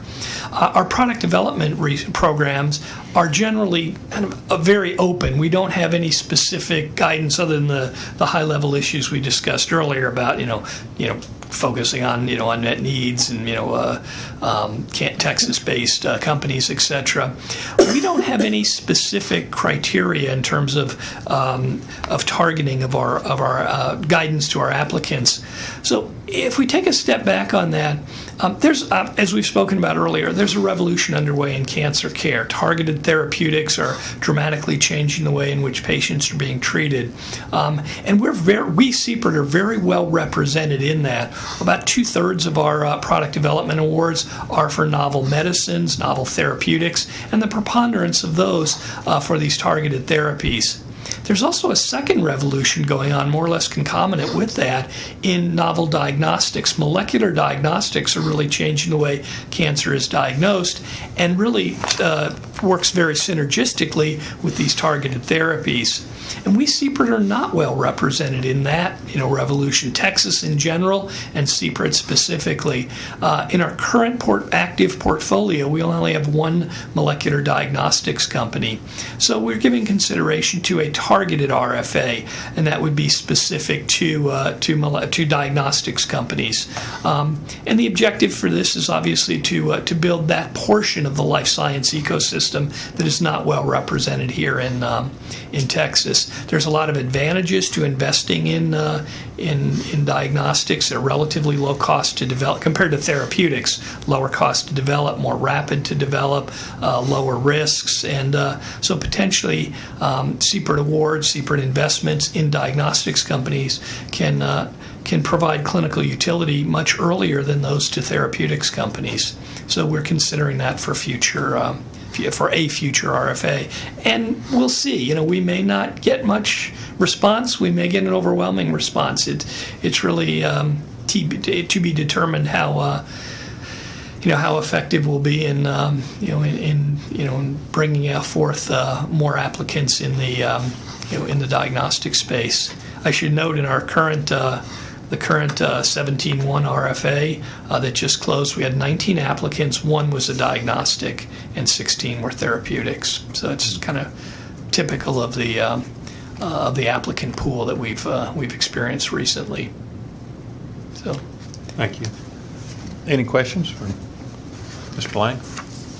Is that the end of your report? Or? It is on the new subjects. There's 3 quote old subjects that I would like to update you on as well. I just had a brief question then on that last subject. You said you were considering. Is it likely that we'll go forward and do a diagnostic RFA? Or I wondered. I'm planning. I would like to. Looking for any guidance or feedback from the Oversight Committee on that subject.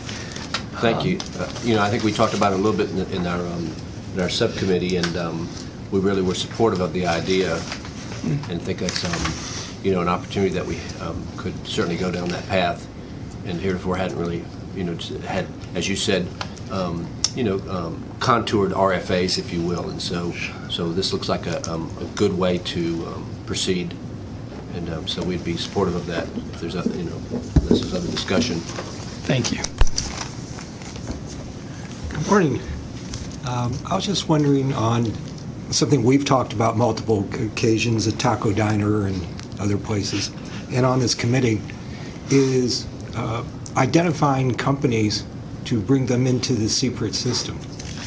And I know, for instance, you went to Bio and perhaps other places, and I just wonder if there's any progress in identifying cutting-edge companies that would be eligible for CPRIT instead of the passive RFA approach. Well, I think the RFA mechanism is embedded in our statute and our processes. But in advance of that, to your point, Dr. Rosenfeld, is I've been attending numerous meetings, probably a dozen or more in my tenure here, to build awareness for CPRIT, for the CPRIT Product Development Award mechanism, and secondly, as you said, to try to identify those companies that meet our criteria, that are doing novel science, developing novel technologies, would meet our criteria, and encouraging them to apply. I've met with probably well over 50 companies and had specific one-on-one, not just at conferences, but specific one-on-one discussions with them about what they're doing and and how well that aligned. What level of alignment there is between the development programs that they're pursuing and CPRIT's interest.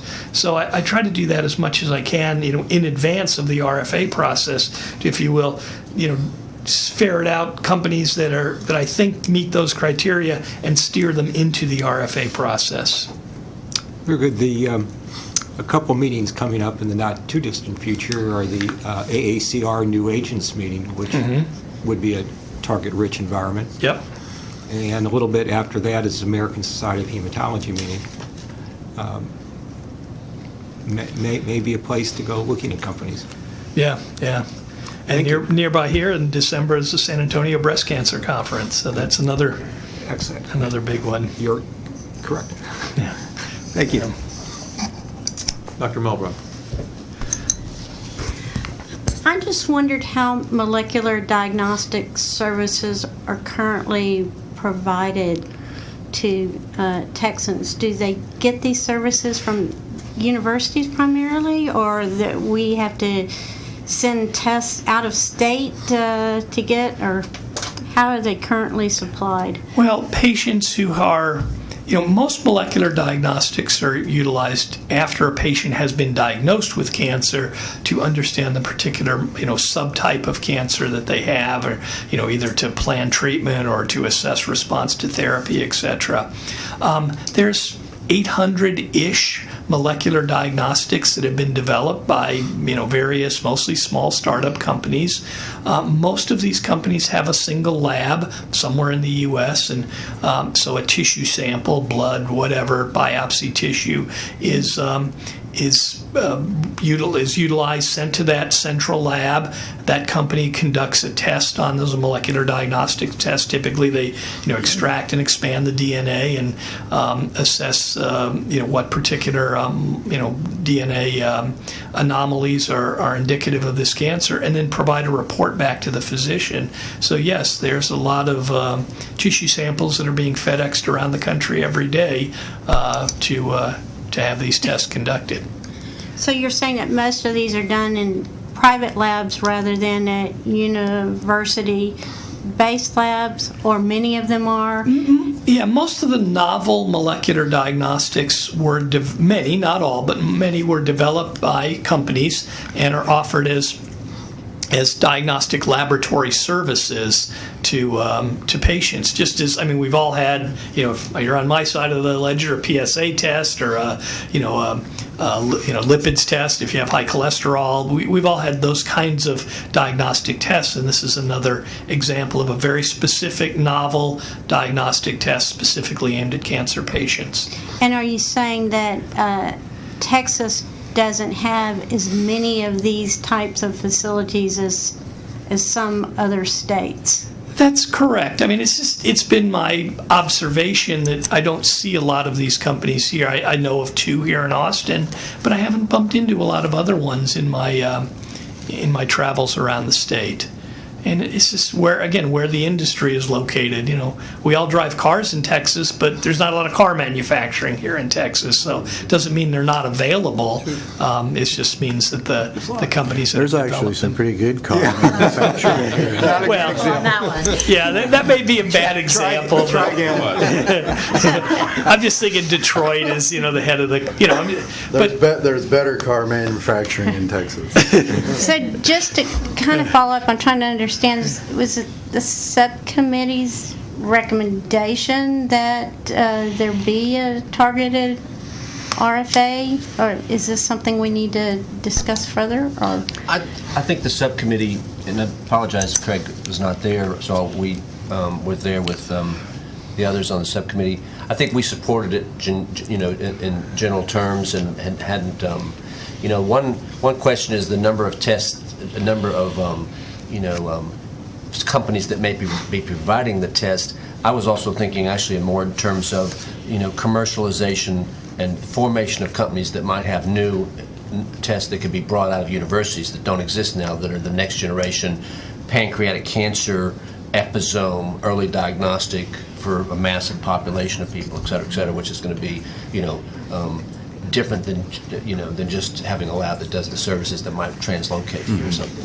So that's really what I was thinking of, and I think that's kind of the tone of what I had a sense of, at least during our subcommittee, of And that's what we were trying to talk to. We would definitely, I would definitely outreach to our Texas institutions, make them aware of this targeted RFA, and encourage them to look at the assets they have and see if there are any that would be candidates for this, as well as we traditionally do, look at other, Texas community, entrepreneurship coming out of universities, community entrepreneurship, and relocation would be, in theory, applicable to all of those. But again, with the focus of trying to develop more novel diagnostics companies here in the region. Could I ask the General Counsel just to offer some observations on this issue, the role of the Oversight Committee as far as setting policy and setting priorities, and what the statute requires of us, what the statute requires of the staff. So, And this was really more of a process of observation. In terms of CPRIT staff developing RFAs and new RFAs, a lot of times it is informed by the policies that get set by the Oversight Committee.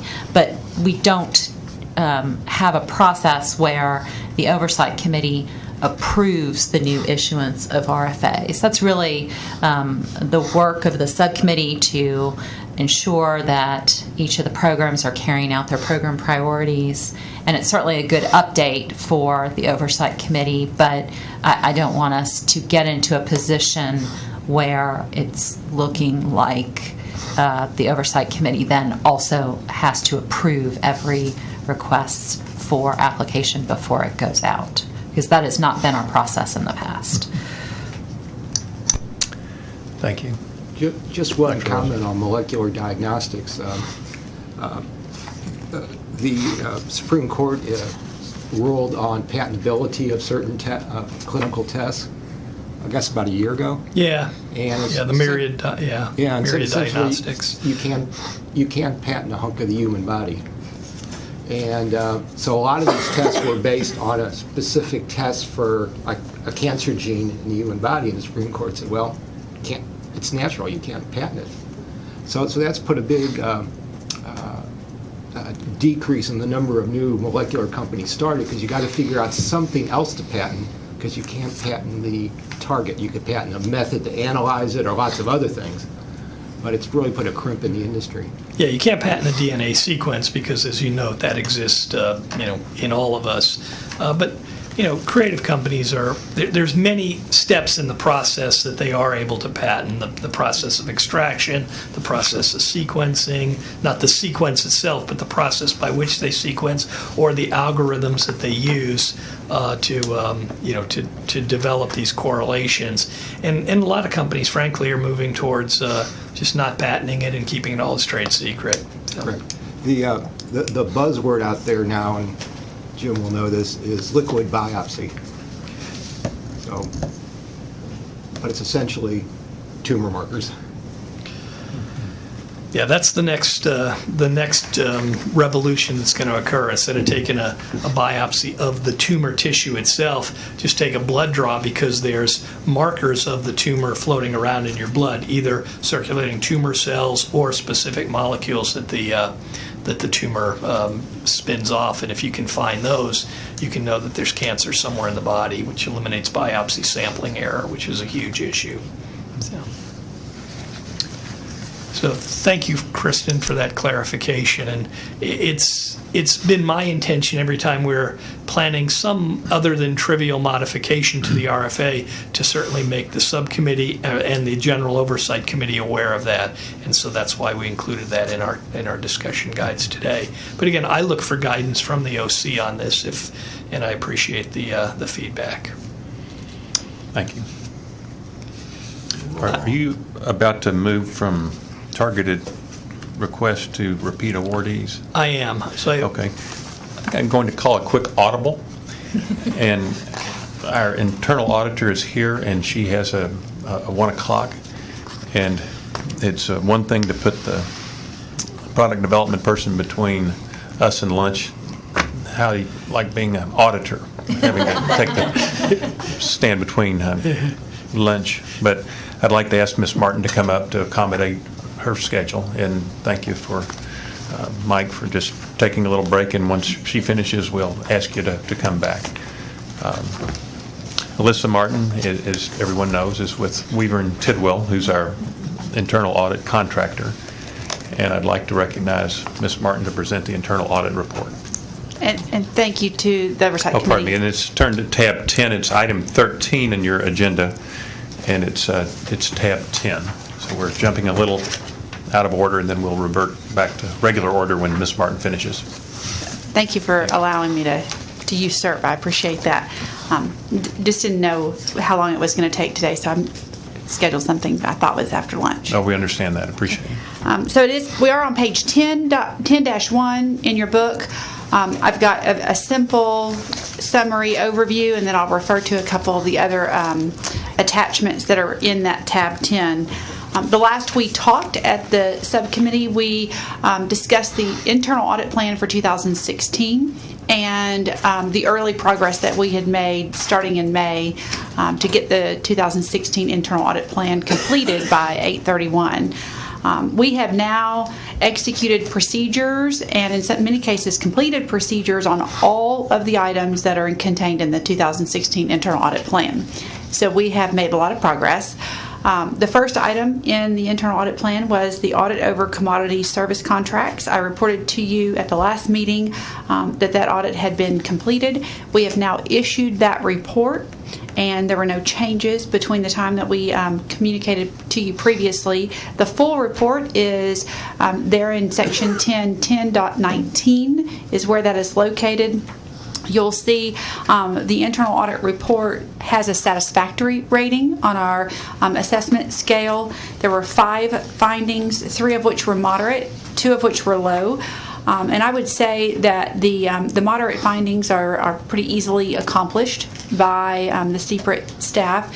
It's documentation and ongoing updating of documentation. And so I know that they've already made some progress on those. We issued this report in June, and here it is in August already. So those 5 findings were just maintaining an accurate contract listing at all times, so more of an on-demand contract listing. Consistent budget certification, compliance with the vendor performance tracking and reporting requirement within the comptroller's office. So those were the moderate findings. And I'll let you refer to 10.19 if there's any other specific comments or questions. Otherwise, I'll move to the next item on our audit plan.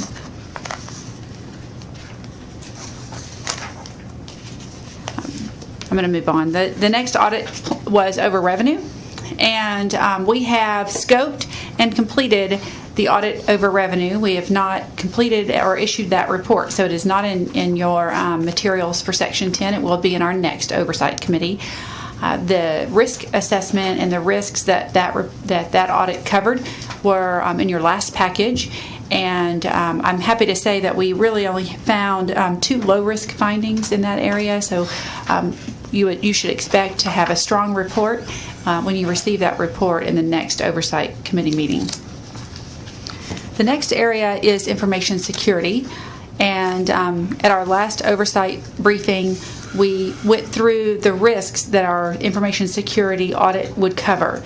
That audit has been completed. We just had the exit conference about a week ago, and we are now working with management to confirm the findings and get management responses. So we're not in a position to go over those findings with you at this time. That will be completed by the end of the fiscal year, and you'll have that in the next Oversight Committee meeting.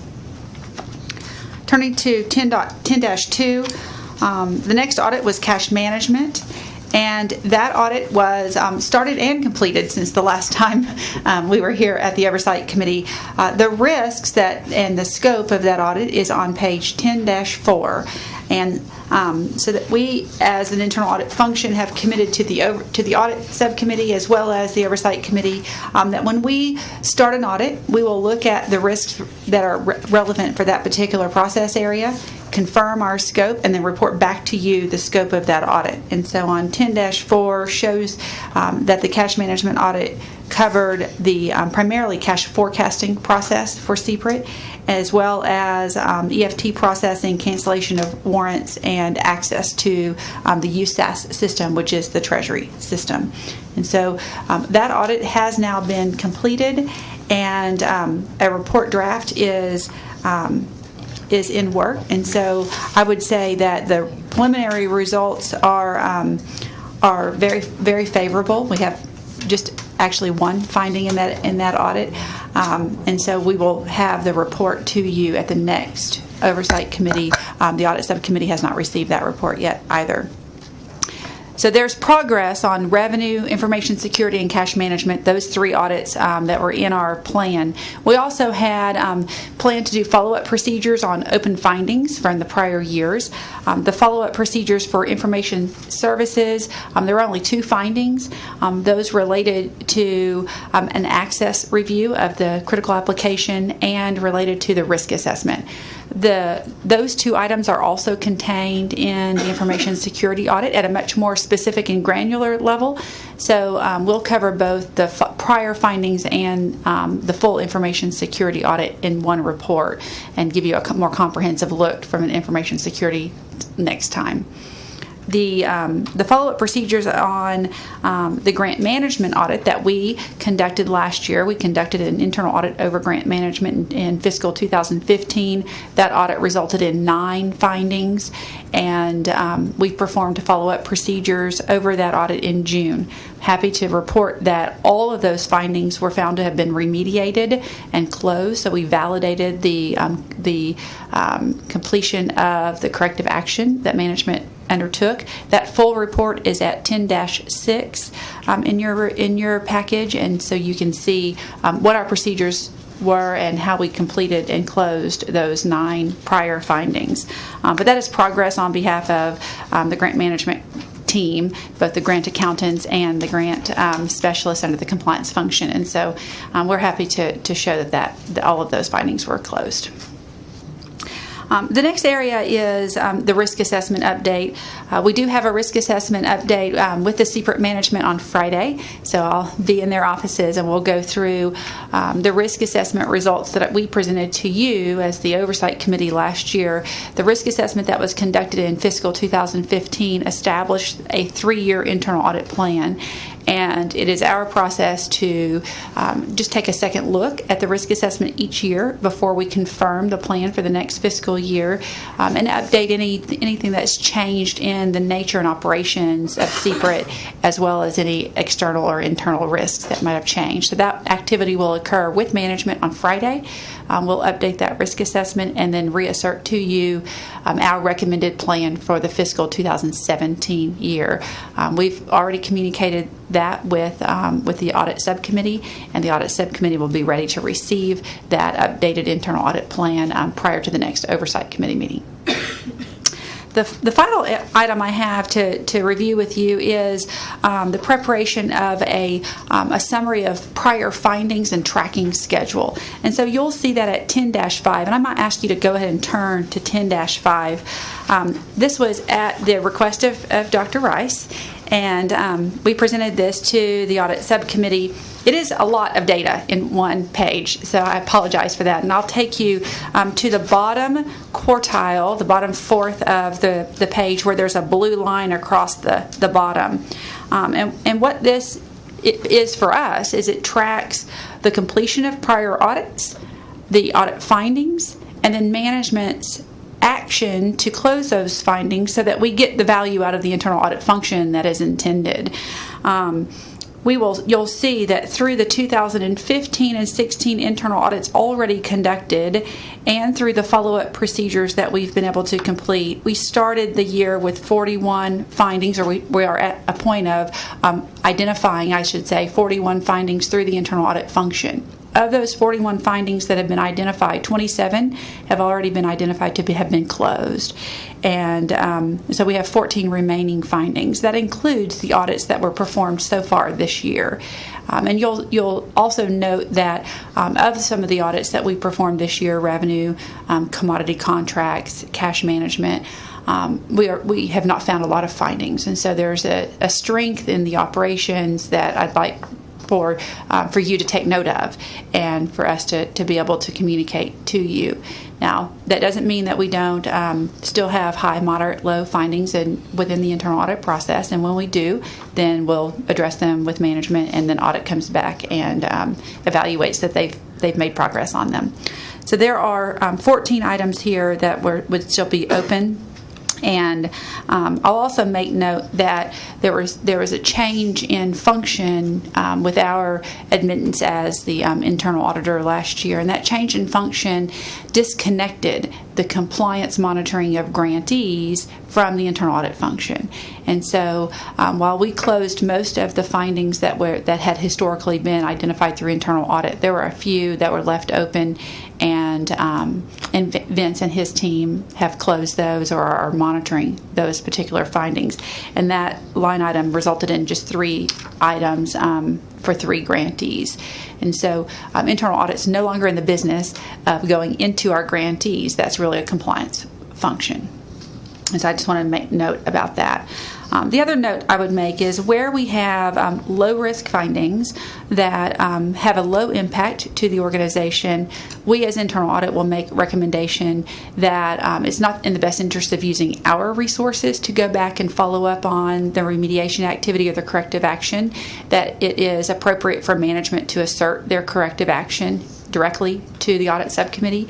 And so there are 2 findings in that regard where management and the expenditure audit from 2015, where management will communicate to the audit subcommittee that they've closed those items, and that the audit subcommittee will accept management's response. Now, as internal audit, we're happy to take direction from the audit subcommittee on anything they want us to do. I just find it prudent on our part to spend the time where we can look at new areas or areas that we have less knowledge about versus low-risk findings that I feel like management has covered. And so on occasion, I'll make that recommendation that we as internal audit not spend that time to go back and do follow-up procedures. And I believe that's all I have covered with the audit subcommittee, as well as that I had planned to report to you. But we are happy to be in our second year and continue and look forward to the 2017 plan once we get through the risk assessment. Any comments? Any questions, Dr. Wright? I'll just add for clarification, as we went through the audit committee, and again apologize to the group for having asked for this, but I was having trouble. No, I think it's a great. Quarter after quarter or meeting after meeting to remember what was lingering and what was an unresolved finding, et cetera. So this is a great step, so thank you very much for that. And the comment we had at the audit subcommittee was that those few items which are, just as you mentioned, sort of left to management to go ahead and take low priority concerns. It's the 5 items under the blue line there, yes. Okay. We had just made the note that to make this, we were wanting to make it have where this sheet would sort of allow us to do the internal math to know that those were checked off. And I think Wayne or one of the senior team will probably supply, an update that we could somehow have scored here so that we'll know. For instance, as you said, in 2015, that expenditures internal audit, this is in the top quartile, the top block. Blue area, second line, Blue note area, A. second line, again at the top, the expenditures internal audit. That note A, I believe, basically says that it's a minor finding and that the management will take care of that going forward. And the concern we're trying to sort of raise would be for us to not forget that, to ask management to sort of give us something in writing or something so that we'd have the ability to sort of check that off as a closed item and not look back in 2 years and kind of wonder, well, whatever happened to that kind of thing. So that's the nuance for the benefit of the Oversight Committee that we were trying to get to. And so there may be some slightly enhanced revisions versions to of this, and some of that may come as parts of memos that you or the management carry forward, just to make this internal math on this sheet work for us. So anyway, thank you very much for the great work, and this is a really big help for the audit subcommittee, who's again trying to keep score specifically, as is everybody. Well, I'm here to help you keep score. Yes, thank you. I must say the font size on the Bill Rice chart is less appealing than the font size on the Kristen Doyle chart. We have the Kristen Doyle chart and we have the Bill Rice chart. We'll work on that. We can make it 2 pages. We were trying to get it all on one, dashboard page. No, it is a very helpful chart, and Dr. Rice has pushed us towards these sort of dashboard presentations in a number of areas, and very helpful to us. And thank you, Bill, and thanks, Ms. Martin, for taking his concept and turning it into a dashboard. Something you can't read. No. Dr. Rice noted that the audit committee has reviewed all this material ahead of time. Mr. Margot, who's the chair of the audit committee, is not here. But I'd like to just ask if Dr. Rice or Mr. Montgomery or other members of the audit committee like to offer any other insights into the work of the internal auditor. Congratulations. Thank you. I think there are 2 reports at 10.6 and 10.4 that have to be approved. That's true. Yes. Yes. Before we get to that, I wanted to give the audit committee an opportunity to opine on your work to make sure so the rest of the committee could have the confidence that it had been thoroughly reviewed. Yeah, and I'll just add saying that we appreciate the great work that you're doing and the opportunity to work with you. And also would add, I'm sorry, Mr. Margot is not here, but as the chair, I would also want to tell him that he does an excellent job at creating clarity many times in the face of a long diatribe on my part where he can in one sentence re-describe exactly what I'm trying to say, and it does it successfully. So were he here, I'd want to convey that thanks in person. And let me also say that the report also reflects very well on the staff and the excellent job they've done in keeping the number of findings low and remediating them very quickly when they are found. It's my understanding that the audit committee does recommend that the oversight committee approve of these reports. Yes. Okay. Members will vote to approve each audit report separately. Once approved, these audits will be posted on CPRIT's website and submitted to the state auditor's office, the governor's office, and legislative oversight offices. Is there a motion to approve the internal audit follow-up procedures report over prior year grant management findings? So moved. Got a motion? Do we have a second? Second. Motion and a second. All in favor, vote aye. Aye. Any opposed? The motion carries. Is there a motion to approve the internal audit report over commodity and services contract? So moved. Got a motion? Just do everything twice. And a second? Second. Got a motion and a second. All in favor, vote aye. Aye. Any opposed? The motion carries. Thank you, Ms. Martin. Thank you, and thank you for allowing my schedule. Certainly. If there's no objection, I'm going to ask that we take a 20-minute recess to allow everyone to have a quick something to eat and use the facilities, and we will be back at 12:48. Thank you. 12:50. Let's go. 22 minutes, but it appears we've got a quorum, and I'll ask Mr. Lang to resume his presentation. I'm sorry to interrupt you, but I didn't want to have the auditor have to rush through her presentation, and with her need to be someplace, wanted to make sure we had plenty of time to go through her materials. So acknowledge that a quorum is here, and at 12:54 we resume the hearing of the Oversight Committee. Mr. Lang. Thank you, Coach Karen. I touched on 3 new topics, and if there's no further questions on those, I'll update the committee on 3 topics that we've discussed previously. So first is the policy on repeat awards. This is something we discussed at the May Oversight Committee meeting. We amended the RFA to only allow companies that have not previously received an award to be eligible to apply for for an additional CPRIT award. The objective of this is twofold: maximize the number of new novel technologies that are under development, and secondly, maximize the number of new startup companies here in Texas. So the objective is obviously, optimize, the amount of cancer research done, the number of new molecular entities under development, and also more new companies over time will lead to obviously greater economic development and a more robust ecosystem here in Texas. So this can change in the future, but we felt that this policy would optimize CPRIT's stated objectives of obviously, minimizing the burden of cancer and growing the ecosystem here in Texas. So we intend to maintain that policy. Again, if other circumstances warrant, that can be changed in the future. Well, we have it in this one RFA. Before we continue the policy, we will take it under advisement with the subcommittee, the product development subcommittee, and we are also in the process of reconstituting the product development advisory committee to vet this and a couple of other matters. that we think we'd like to have some additional input. Mr. Chairman, I was going to add a comment, if I could, Mr. Lang.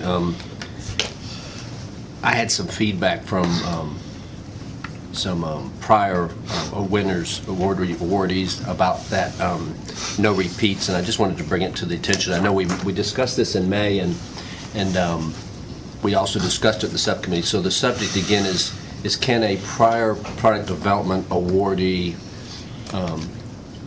apply for and receive a future award? And the RFA that came out this time basically said, if you are a prior awardee, you are not eligible for this RFA. And so I call it the one and done policy. The one and done policy. So on reflection, I just laid this out as something to reflect on, and we talked about this in the subcommittee, and I'll just convey in a minute what the subcommittee, I think, decided to Mr. Roberts' point. But the concern was that it was sort of twofold. One is that, rule number one at CPRIT always is we support the best science, or the best science as it relates in this case to product development. And so when you just sort of make a rule that says you shouldn't have a repeat, then it may violate rule number one.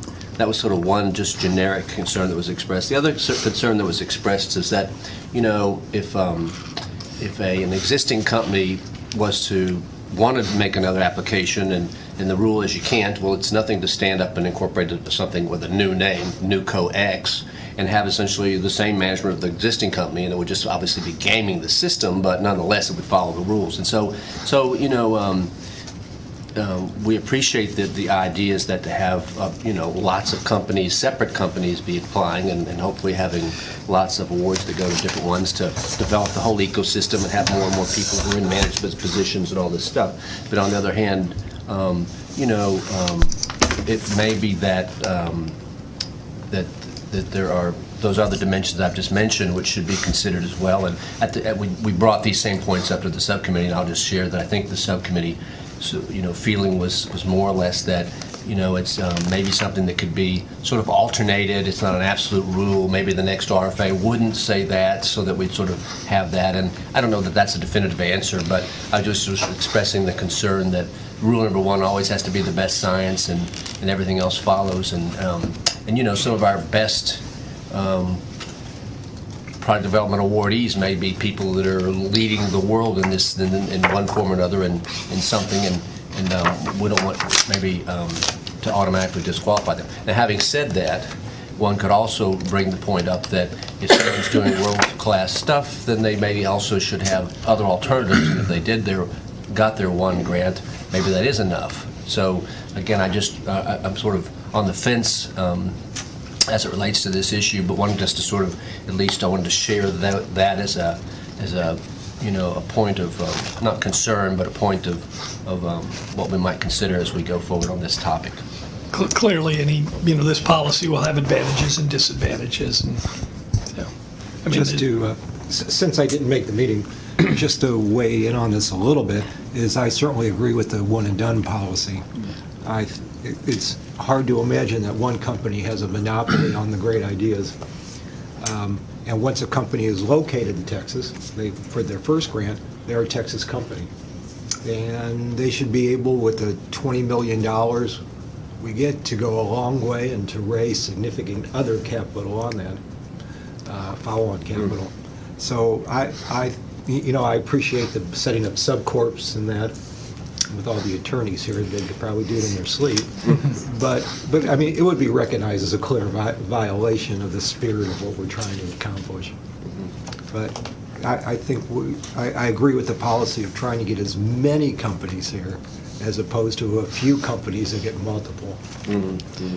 As many companies developing as many novel platforms, novel compounds or novel classes of compounds. That's the objective.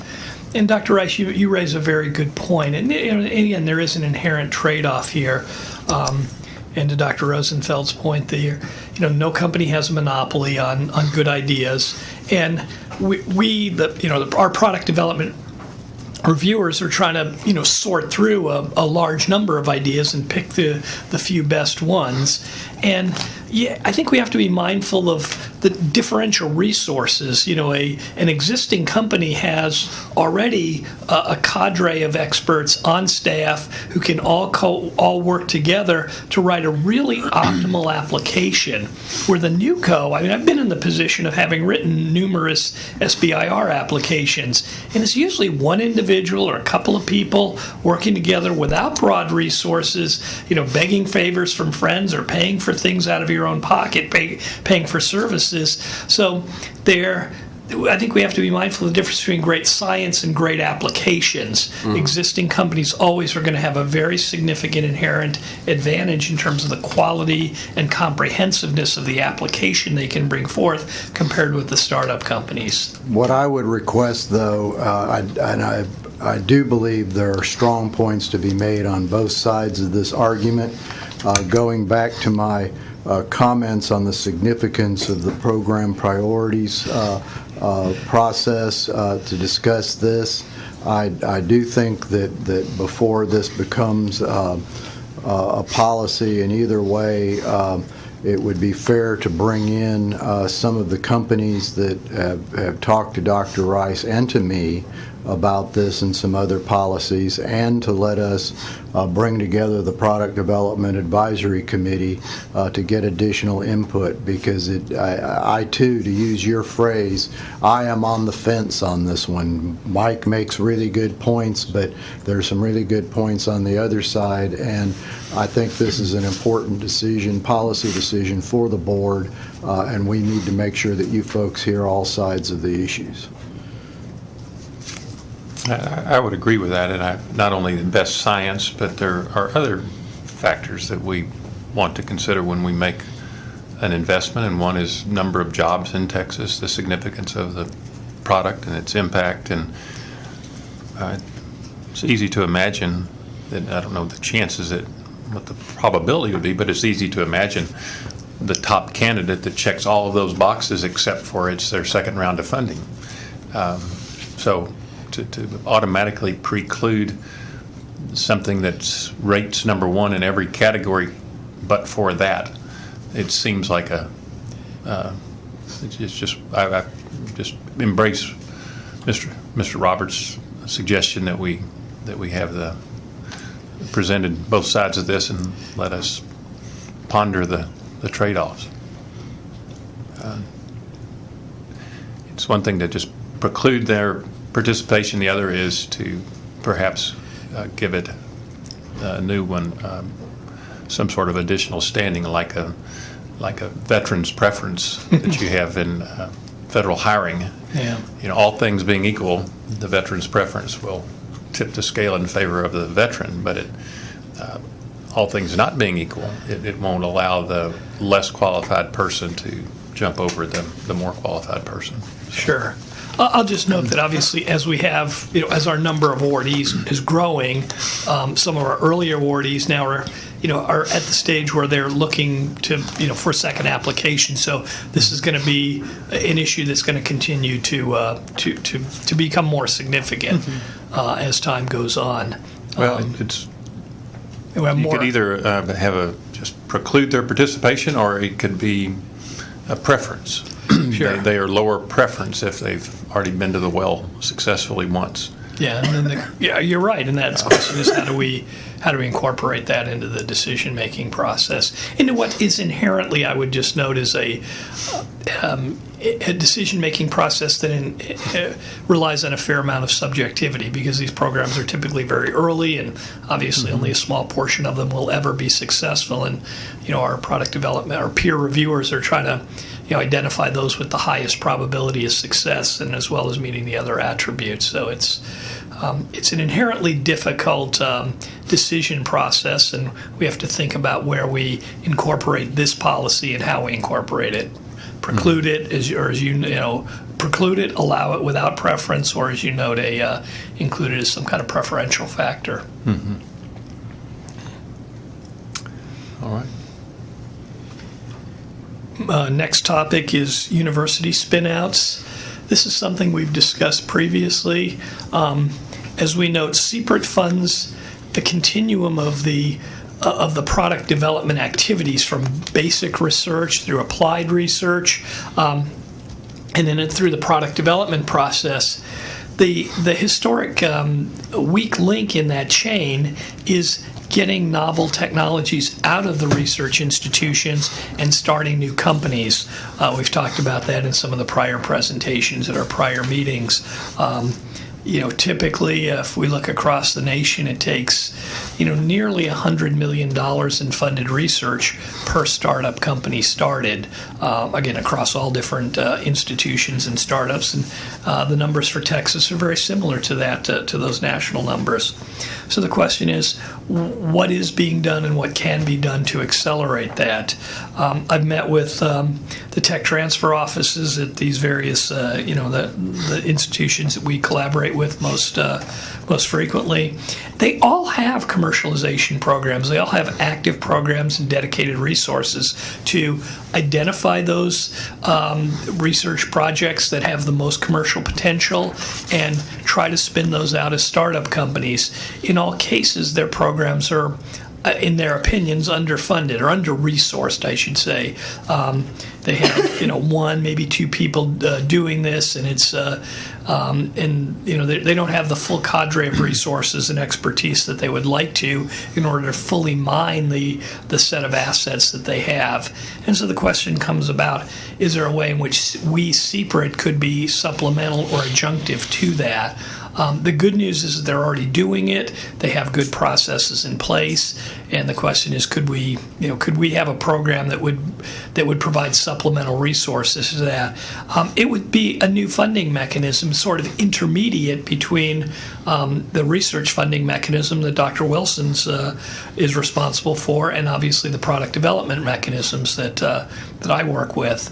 And there's no easy answer on this either. It's something that we've identified a need. There's interest in the institutions in collaborating on this, and the question is, can we formulate a new award mechanism that would be effective, that would be synergistic to what they're currently doing, and obviously would comport with CPRIT's policies and statute.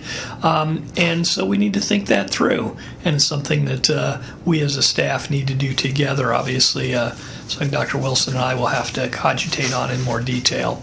So, but we just want to let you know that we're thinking about this, and wanted to assess if there was any guidance or feedback from the OC. Oh, I can't resist that lead-in. From the OC, other than Dr. Roosevelt.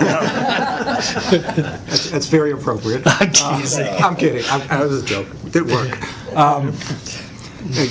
In the various meetings, I've been on record as being very opposed to this idea. As you mentioned, the tech transfer offices already have these facilities. And although every technology office in the world I know will say they don't have much of a budget, in fact, they got some pretty huge budgets. It's how they plan to spend them. And the universities have huge endowments. So it's how they wish to spend their money. I think this is a poor expenditure of CPRIT resources and money, but I'm willing to be convinced otherwise. I would just raise the question whether we really add value. These are very sophisticated institutions with huge budgets. In a couple of cases, they've got business schools associated with them that bring the highest level of expertise when it comes to monetizing their assets that are generated by the institution. And I just question whether or not we could add value. Every one of these institutions has a huge budget, and if they thought they could make money out of putting more resources into that aspect of their operations, I would think that the boards of regents or the trustees would allocate resources to do that. And so I had a little bit different take than Dr. Rosenfeld, but if there were money to be made there, these great big money-focused organizations wouldn't pass up that opportunity. So sure, they'd take free money and free personnel if we offered it to them. Sure. But they're awfully sophisticated, and I just question whether we could add much value. I don't think they've ignored this or unaware that the monetization of these research successes, it's come before their governing bodies. They're highly sensitized to those issues. They're looking for every nickel they can make, and for some reason they've decided to fund those tech transfer offices at the level that they have. And so I'd just be skeptical that we would add value. I expect they've scrubbed that possibility, that opportunity, as much as you could scrub it. Point well taken. I mean, certainly the resources, we CPRIT don't have any unique expertise in this. It would only be through providing supplemental resources that would allow them to, engage the expertise needed.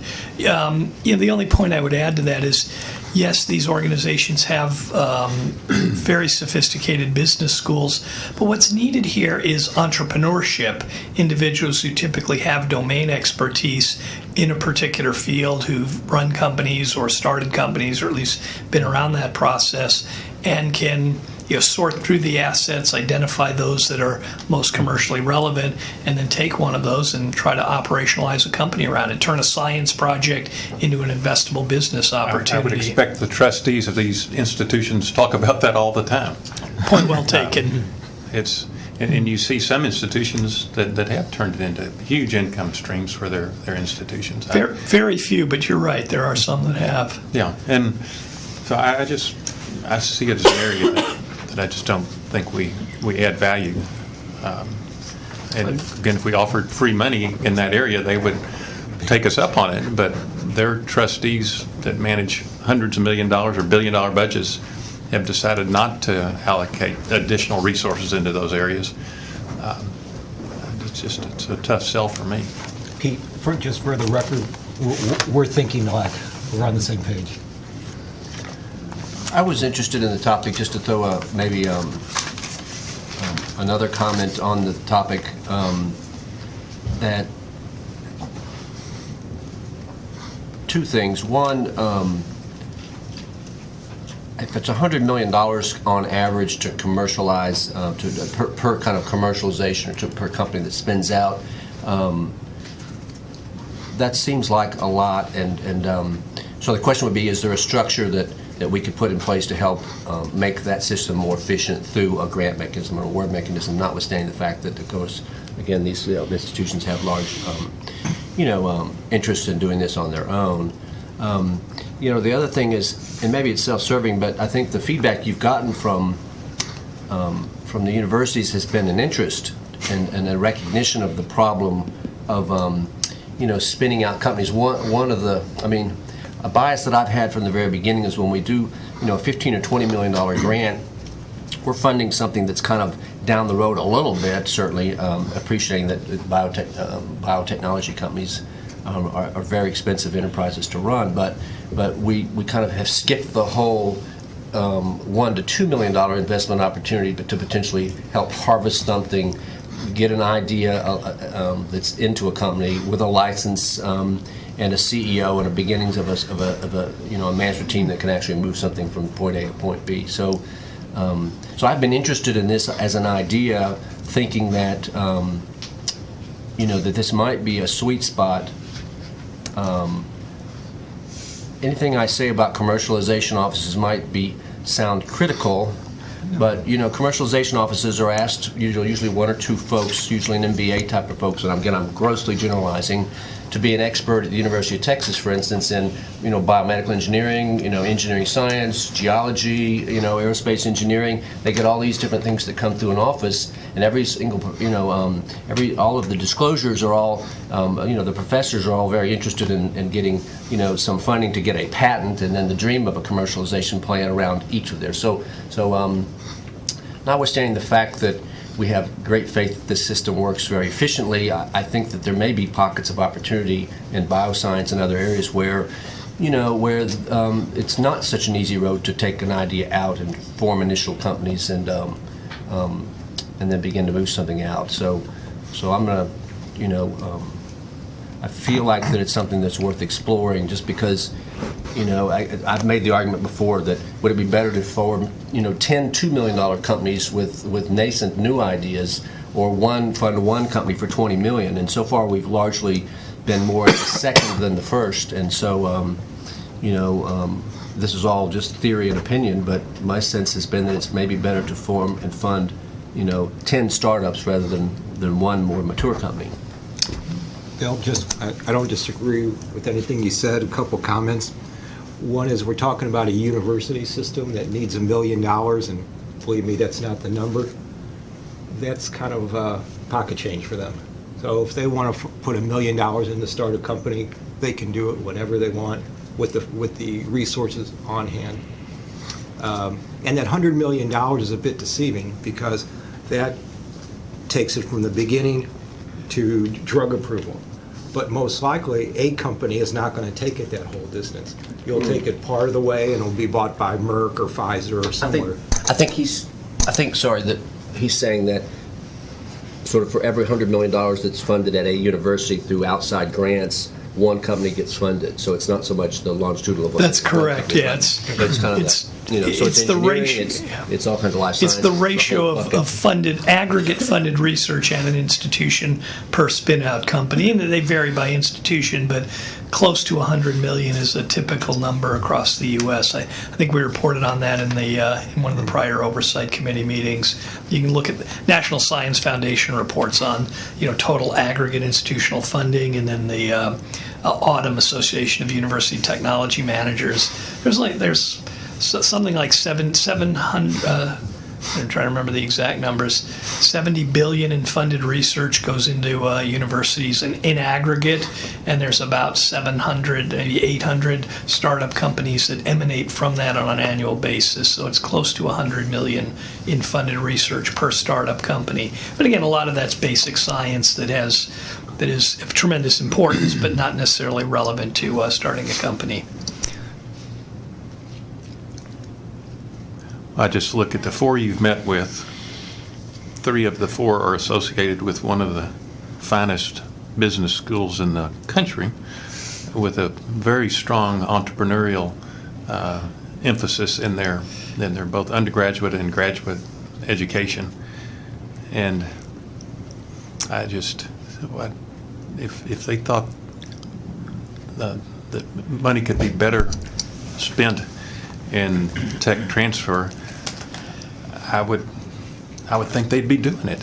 It's just hard to imagine that. And of course, if we say we'll give you a little more money if you want to hire somebody else, oh sure, we'll take more money. Yeah, no doubt. But my goodness, MD Anderson, UT Southwestern, and Dell Medical School, they share a board of trustees that oversee one of the finest business schools in the world. So. Point well taken. I appreciate the Oversight Committee's input on this.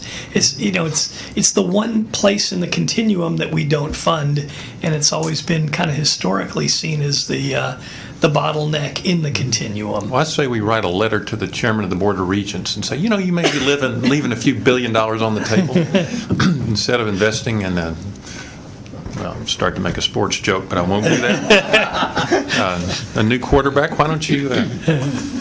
You coach, Pete, maybe what CPRIT can do is, for lack of a better word, form sort of a Shark Tank, where you take the guys with the ideas, we invite investors, we invite hedge funds, we invite VCs, and have the guys give their pitch. Yeah. And we can organize that. Yeah, and that's something that a lot of universities already do. There's various terms for it. You call it Shark Tank based on the TV show. A lot of them they call it speed dating, where you go around and you meet with investors. And but there's a number of venues that I've seen to bring together, ideas, people, and money, because that's the 3 ingredients you need here. So there's certainly plenty of good ideas in these institutions, and you make good points that the institutions certainly have available funds. So. And expertise. Yes. To decide whether to allocate funding in that area or not. All right. Last quick topic asset management. As was noted earlier, CPRIT awards carry with them a requirement, a repayment requirement, usually in the form of royalty payments. So when a product is commercialized, CPRIT would typically receive royalty payments based on the commercial revenue from that. And just to be clear, it's not we don't have a repayment requirement for any of our grants. It is a revenue sharing. Thank you for the clarification. And so, with nearly 30 product development grants made, we, CPRIT, have assets that have value, either these royalty obligations, or in a few cases we actually hold equity in companies. I think we hold equity in 3 different companies. All of the other awards carry with them these royalty obligations. So over time, there's going to be a necessity to manage these assets and to make sure that they're appropriately monetized. This is not an urgent situation, but as we noted earlier, most of our investments is in drug companies. As these drug companies continue the development process and some of them reach commercialization, there will start to be revenue generated, and we, CPRIT, would receive a royalty return on that. So we're going to have to develop a mechanism or a resource to track that and monitor that, to ensure that over time these royalty obligations are not lost. These drugs may be bought and sold between companies. Companies may be bought and sold. So an active monitoring process is appropriate to make sure that these obligations are properly met by the various companies or their successors. We're in discussions with the Texas Treasury Safekeeping Trust Company, which is an existing agency that typically manages private assets that are held by the state. We're in discussions with them to assess if they can provide this service, and if not, then we'll likely have to find some other resource that will be able to provide this service. This is an obligation that may live on beyond CPRIT, because again, these companies, we may get a royalty check 20 years from now on one of these companies, based on the drug having gone to market and then it being in the market for some time. So again, just something that needs to be managed over time, and a capability will need to be developed.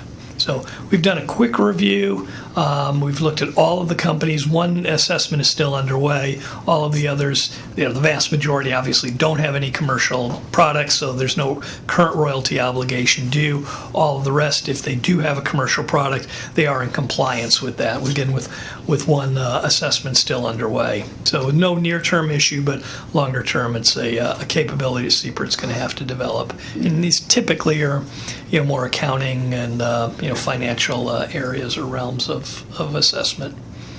But this accounting could occur after CPRIT sunsets.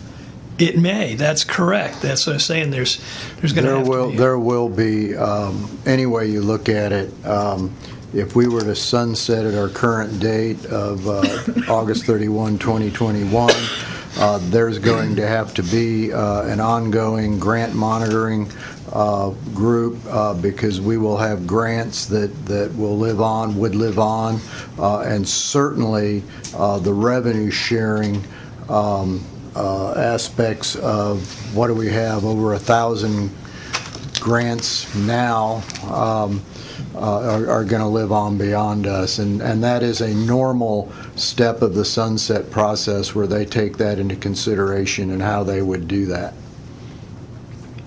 They being the legislature.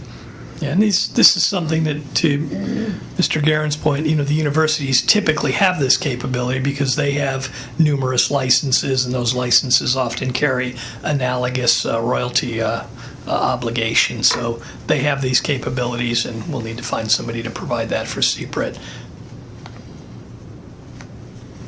All right, any other questions or comments? Mike, thank you for your presentation, and thank you for your thought-provoking review of all the many opportunities out there. You really helped us think through and be much more aware of the possibilities and the opportunities than I think we had really realized previously. So, good work. Thank you. Now turn to item 9, Scientific Research and Prevention Program Committee appointments. Mr. Roberts. Yes, thank you, Mr. Guerin.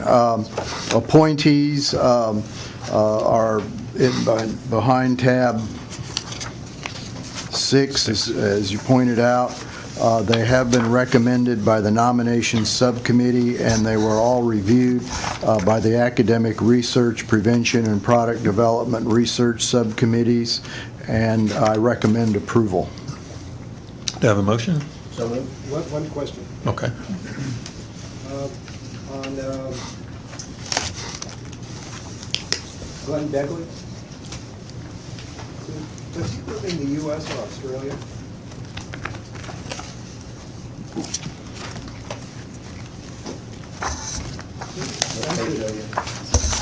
He's got a big, extensive CV. 667, page 6-67, or 66. Yes. If I may, Dr. Rosenfeld, you asked me about this earlier. I will assess that. He was recommended by CSRA. He's part of the network of reviewers that they utilize, but I don't know his country of residency. I assume it's U.S., but I don't know that for certain, and I will. Is that an issue? I mean, That could be. that's a point. It also means if you need to talk to him over the phone, he's completely out of sync. Just something to think about. Oh, that's a good point. I was worried more about, whether or not it made him ineligible, but those are good points. Yeah, there's no policy against it, and we have a stable of reviewers, and so those would be things that could be considered when they are populating the review panels. You had mentioned that it was CRSRA, who is our grants management provider. They also provide reviewers for Department of Defense and other, major grant programs. So I assume that they would have either addressed that issue in terms of transportation if he is in the United States or not. That we can find. No, actually, now that you mention it, I've not thought of that, and I'll follow it up with SRA. Yeah. But it was certainly, I don't know personally, but I know of them, he's eminently qualified. Yeah, he's being recommended as a peer reviewer, which would require his presence at the peer review meeting, so travel would be required, to your point. If you look at the number of places that he is advising, he travels a lot. He's on the way someplace else. Australia, Poland, France, Singapore, England. And His current position is Chief Scientific Officer of a Pennsylvania company. Yeah, that would be it. I think his resume was 64 pages. Almost as much to print this as it is to travel. Yeah. I'll ask about it. I mean, that's. I view that as just an interesting curiosity as to how it will be resolved, not as a qualified. I'll ask. Do we have any other questions or comments? Do we have a motion to approve the Scientific Research and Prevention Program Committee appointments, subject to a confirmation of the eligibility of one, Mr. Begley, Dr. Begley? So moved. Got a motion? Second. Have a second? All in favor? Aye. Any opposed? Motion carries. Mr. Roberts, now we move to item number 10, honoraria policy. Right. We've mentioned the honoraria on a couple of points today. Our state statute requires the CEO, in consultation with the Oversight Committee, to adopt a policy regarding honoraria paid by us for peer review services. The OC approved the 2016 honorary policy last year. The 2017 honoraria policy has been revised to reflect additional workload by prevention and academic research panel members related to peer review activities. As mentioned earlier, in July, we did modify the honoraria for product development reviewers due to their workload from reviewing the business plans. I can go into this pretty much to whatever level of detail you want. The estimated cost of this, when it's all combined, all three of the programs, and this is an estimate because it depends on the number of cycles that we have, applications that we have, but all things being equal would be about $126,000 a year increase, a jump from $2.4 million to a little over, right around $2.5 million, a 5.3% increase. Okay. You have any questions for Mr. Roberts? We have no questions. Is there a motion to approve the FY 2017 honoraria policy? Got a motion and a second. All in favor vote aye. Aye. Any opposed? Hearing none, the motion carries. Now turn to item number 11, Health and Safety Code waiver. Yes, sir. Mr. Roberts. We have asked you previously for these waivers. The waivers are for Don Brandy, who is our purchaser, Dr. Garcia, Dr. John Hellerstadt, the Commissioner of Department of State Health Services, and Oversight Committee members Amy Mitchell and Will Montgomery. These waivers are all identical to the ones previously approved with the exception of Mr. Montgomery's, whereupon MD Anderson has been added to the list of potential conflicts. I think it's important to note that the exceptional circumstances required in state law are provided in each of the memos behind the tab, and waivers are only for the cases stipulated and can be revoked by the Oversight Committee at any time. I recommend approval. Any questions for Mr. Roberts? Members, is there a motion to approve the 5 proposed Health and Safety Code Section 102.1062 waivers? Got a motion. Do I have a second? Second. All in favor vote aye. Aye. Any opposed? Hearing none, the motion carries. Item number 12, proposed amendments to 25 TAC Chapter 701 to 703. Ms. Doyle.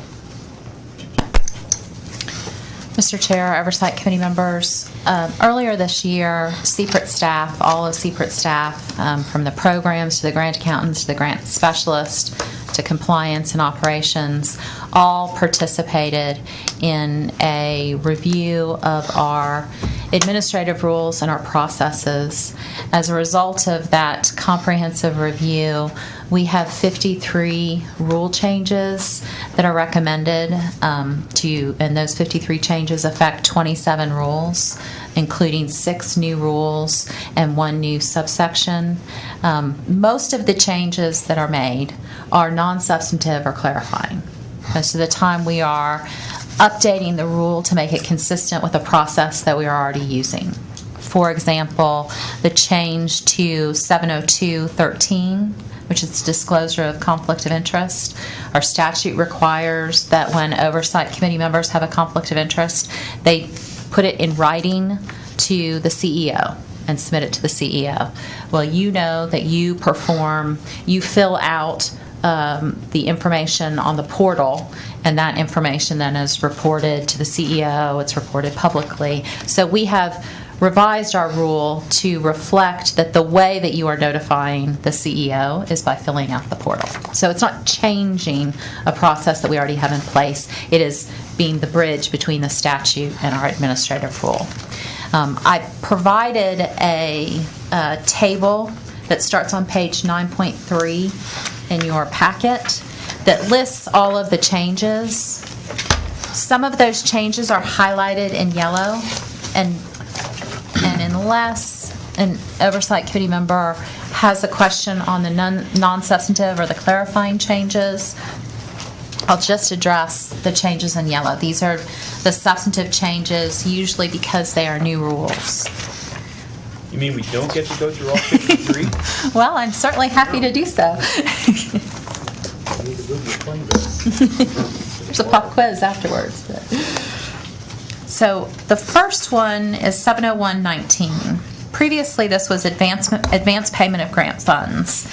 That text has been deleted and moved to a new rule, disbursement of grant award funds, which is 70323. In its place, we have introduced a new rule, and it's the Texas location policy. So it is on page, well, the memo regarding it is on page 911 in your packet. And this was introduced to mainly address issues we were seeing with the product development awards. Surprisingly, there's nothing in our statute that requires that grant awards be made to Texas-based entities. Now, there are several things in our statute that you can look at, like increasing the number of jobs in Texas, growing the infrastructure in Texas, helping universities in Texas, but there's nothing that requires a grant to be made to an entity in Texas. Now, we have always operated under the policy that you have to be Texas-based to be eligible for an award, and I would suspect that if we hadn't operated under that policy, we would have legislation in place now specifically saying that we need, that it has to be Texas-based entities. And for traditional companies, that's fairly easy to see. Do you have a do you have a building here? Is your CEO here? Are your personnel here? But in the technology-based environment that we have, and especially with early startup companies, sometimes that can be a little harder to determine. We've had companies that are virtual companies. We've had companies that maybe have one employee, one paid employee. We've had companies where their CEO has resided elsewhere, but their staff has resided in Texas. So rather than go through this on a case-by-case basis, Mike Lang and I worked together on developing a policy that you'll see in the administrative rule, and it is on page...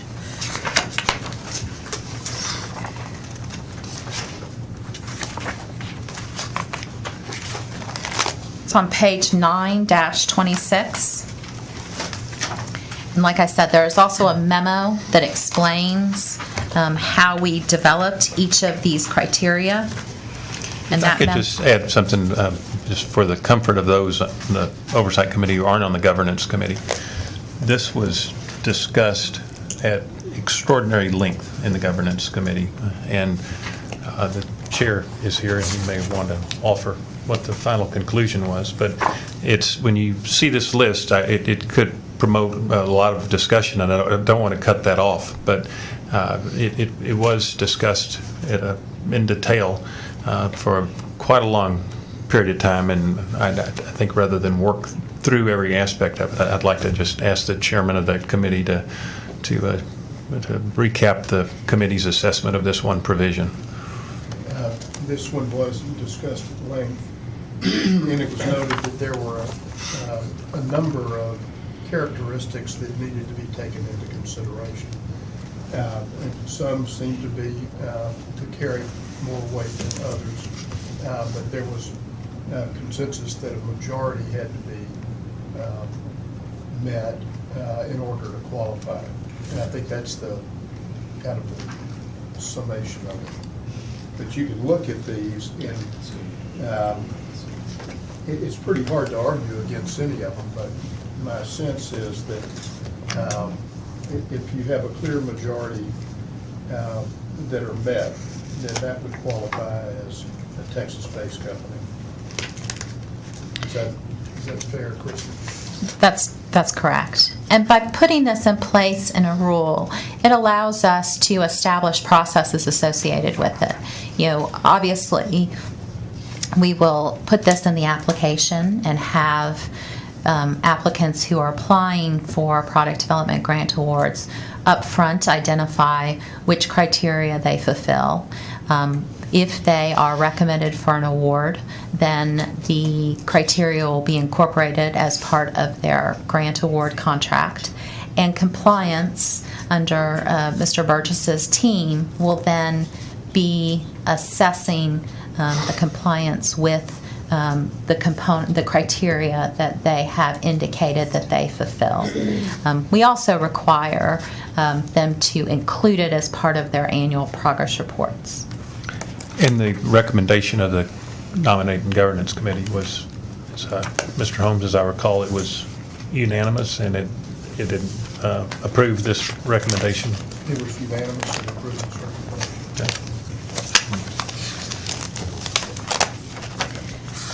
The next substantive change is made to, it's actually a new section under 703.14H.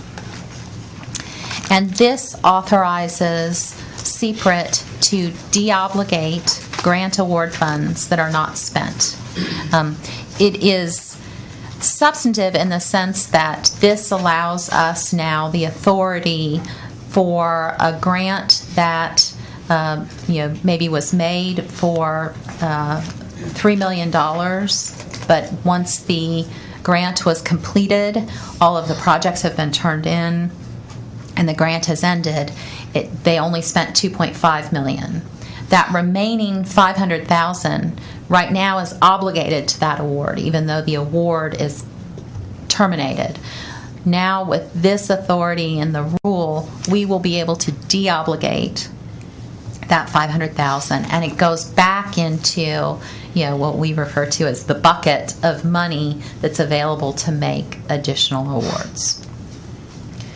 703.15 is another one where we have deleted all of the text under 703.15 and moved it to a new rule.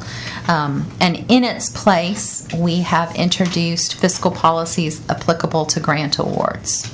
So it adds new text about required fiscal policies. But again, these proposed changes codify agency practice. For the most part, they are things that are either required through our contracts or that we have required of grantees.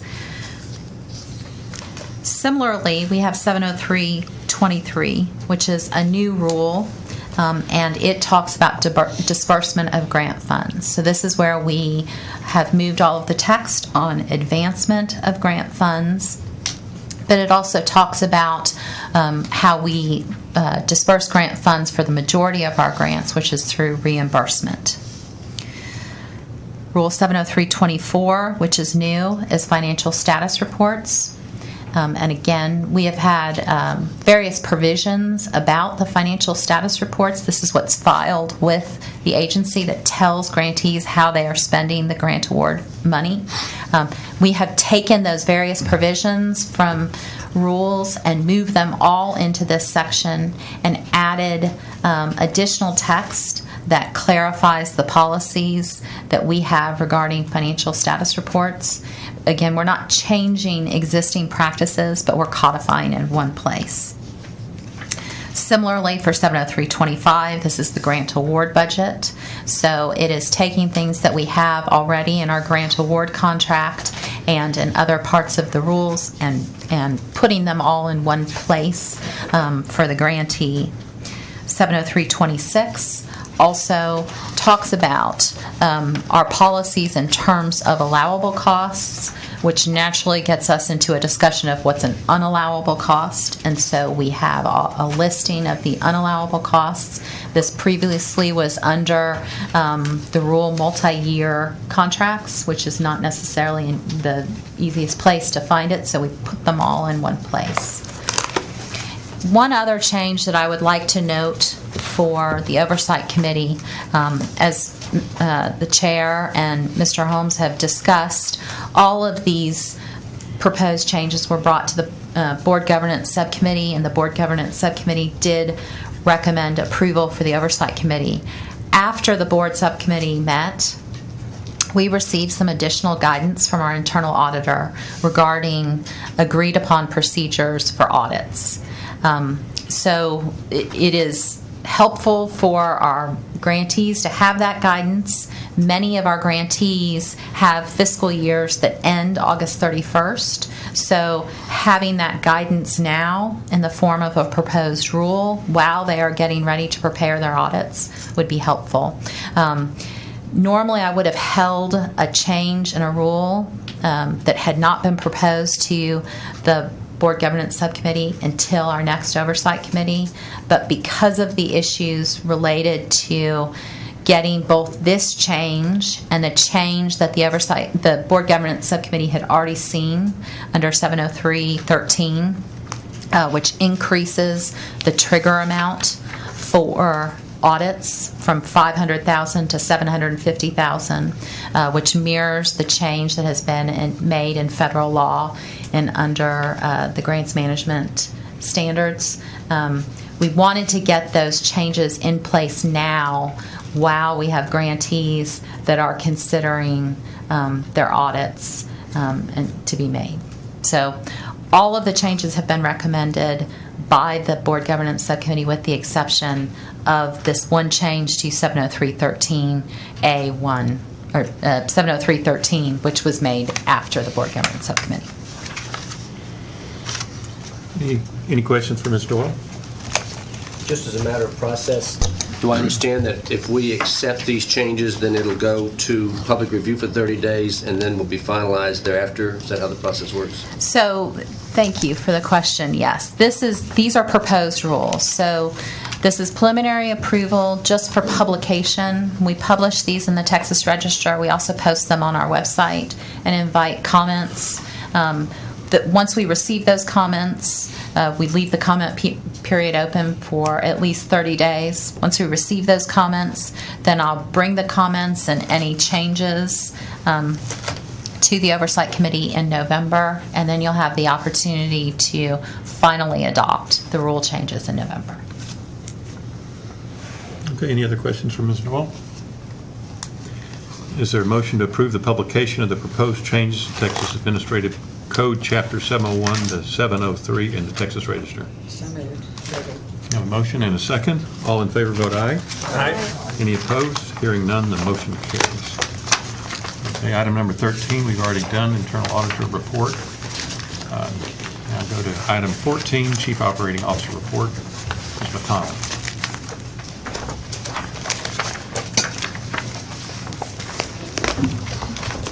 Good afternoon. Since you've had an opportunity to review my report, I'll just highlight that for our third quarter, we did have $15,000 in revenue sharing payments, and that brought our total revenue sharing payments to date through the end of May to approximately $2.3 million. Since then, as you'll have noted on the dashboard reported in Mr. Roberts' report, that we had an additional $865,000 in revenue sharing payments made in this last quarter. Of course, I'll more fully report all of the revenue sharing through the end of the fiscal year in my next report. But I just wanted to note that because that brought our revenue sharing payments past the $3 million mark, so it was quite a significant payment. In addition, we did issue $92.1 million in commercial paper notes in May. And that brought our total commercial paper notes issued through that part of the fiscal year to $147.5 million. We have also just requested that the TPFA issue our last tranche of commercial paper notes for this year. That should go forward next week on the 22nd. And that will conclude our commercial paper issuances for the year, and I'll more fully report that in my next report. We did complete the legislative appropriations request and submit that to the Legislative Budget Board and the Governor's Office. Following the Audit Subcommittee's review on July 12th and of our, the major components of the legislative appropriations request, and they did confirm that that LAR was consistent with the information we presented to you in May. We will be providing you with a copy of that LAR, and we'll be mailing that to you along with the strategic plan that we also submitted to all of the Oversight Committee, all of the Oversight offices, the Legislature and the Governor's Office in June. Are there any questions about my report? Any questions? All right. Thank you very much. So I'll move on to the next item, which is under tab 12. I have several service contracts for 2017 that require Oversight Committee approval.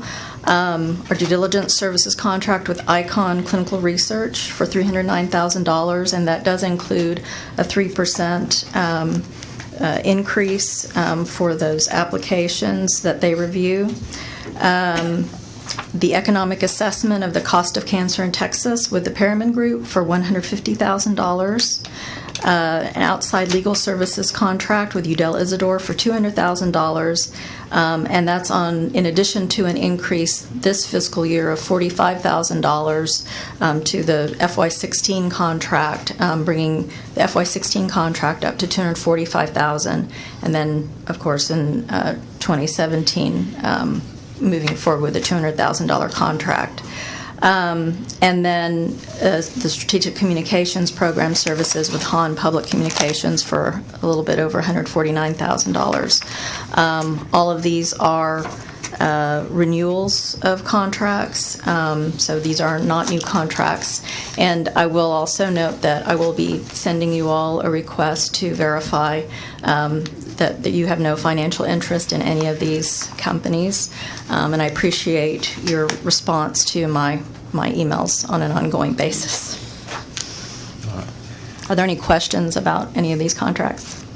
I may have missed that, but where are the legal services for The legal services, this is a legal counsel that provides expertise in performing the intellectual property review for all of our applicants. It's the due diligence portion of that. Are they the exclusive providers of IP review? I'll let Ms. Doyle answer that. For this year, they are. We had, back in, I believe in 2012, we had issued a request for qualifications, and based on that request for qualifications, had brought on board two firms, Udell Isidore and Benson & Elkins, and we had several contract extensions that we could do under that RFQ. Last year, shortly after the August meeting where we had you approve contracts for fiscal year 2016, our lead counsel at Benson & Elkins informed me that she and most of her IP team were leaving Benson & Elkins to go to another firm. So we ended up not executing a contract with Benson & Elkins for fiscal year 2016. So as a result, Udell Isidore had performed all of the services.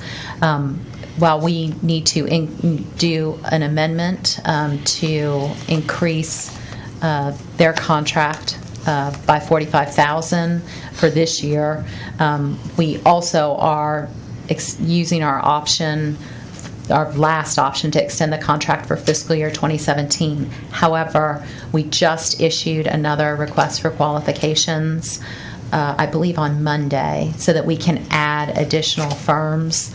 Luckily, we have not had issues where they've had conflicts, but it's good to have more than one firm on retainer. Thank you.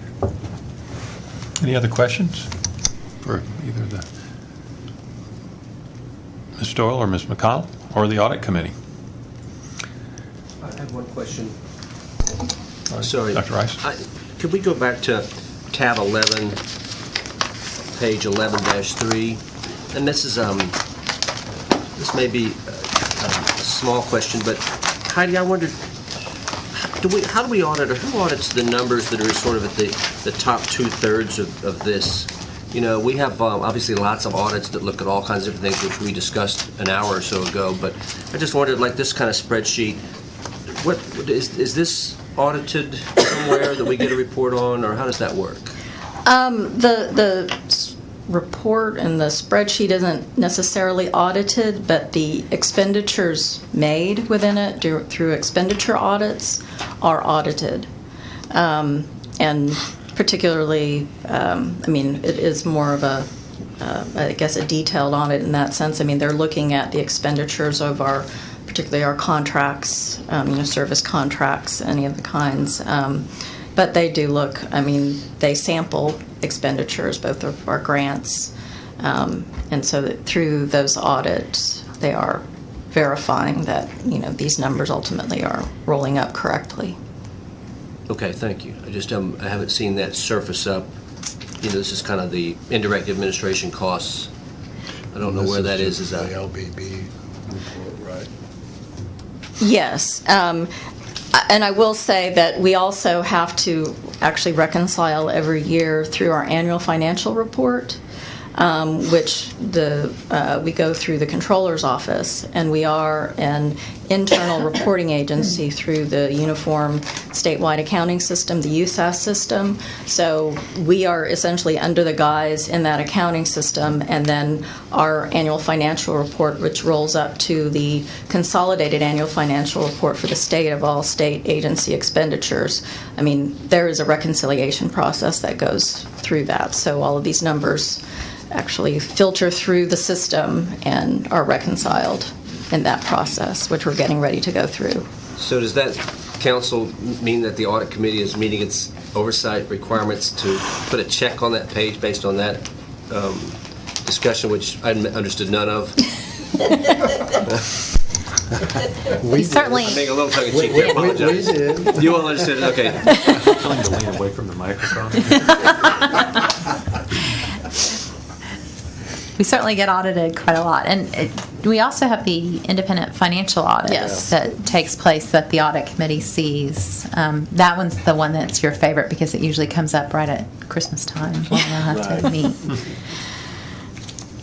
The short answer to your question is yes, this is audited.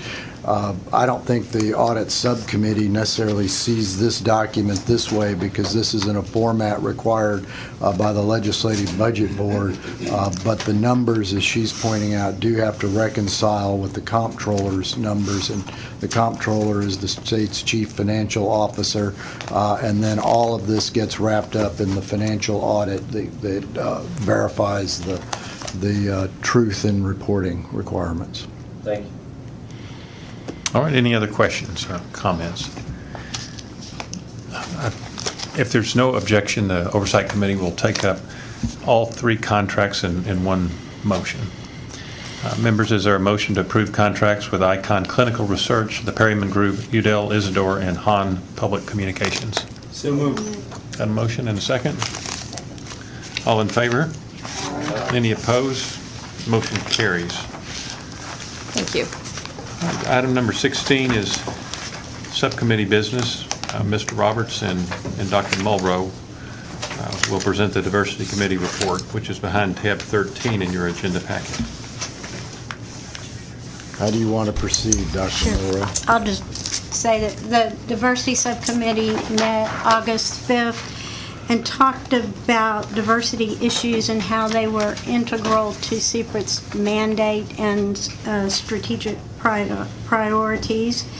And we thought that such issues are best addressed by integrating them into the three program and audit subcommittees rather than being handled by one separate diversity subcommittee.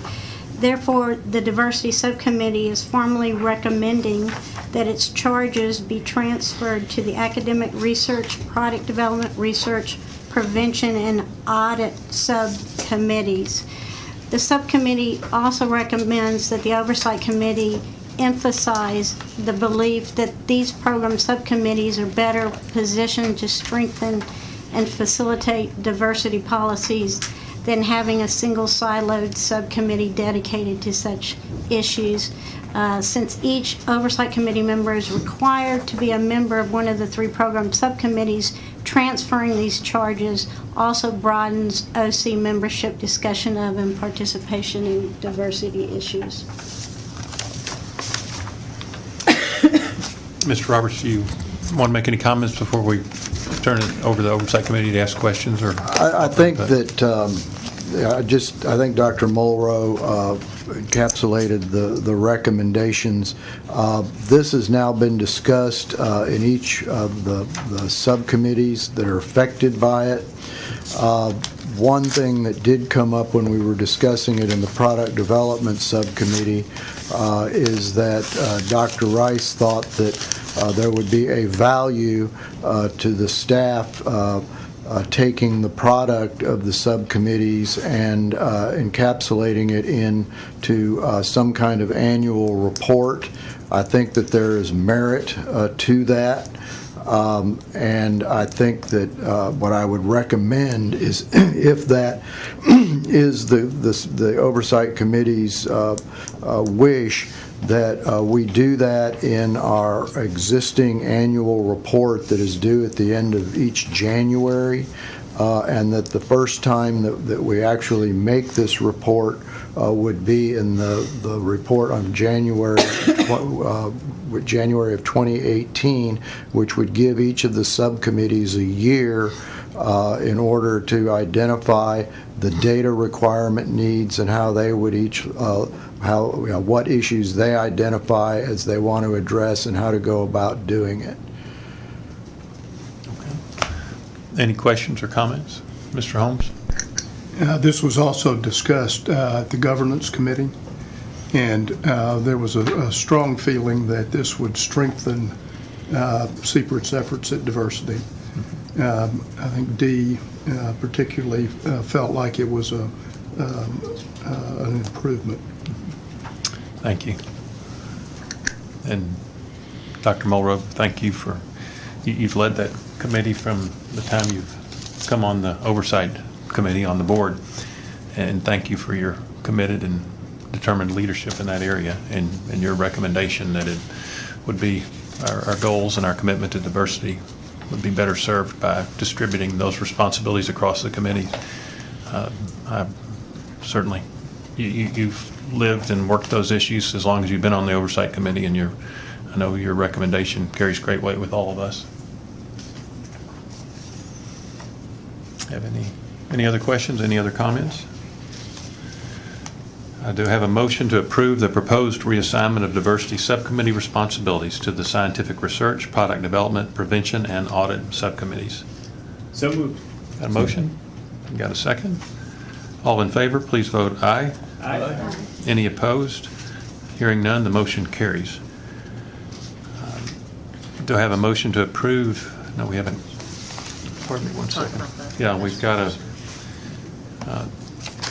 Mr. Roberts or the motion to look at the charters of the scientific research. In anticipation of the Oversight's action on this, Ms. Doyle did draft up amendments to each of the affected subcommittees that would implement this.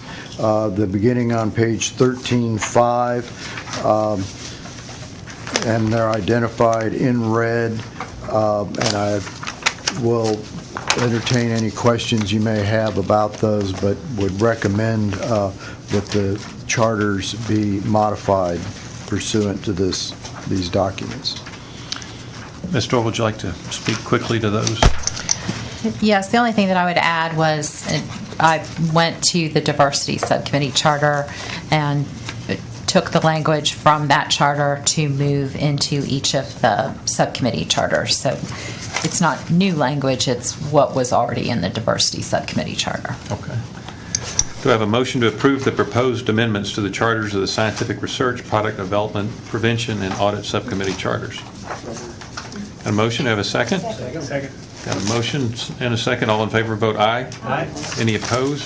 Hearing none, the motion carries. Move to item number 17, the Chief Compliance Officer's report. Mr. Burgess, I now recognize Mr. Burgess to present his report.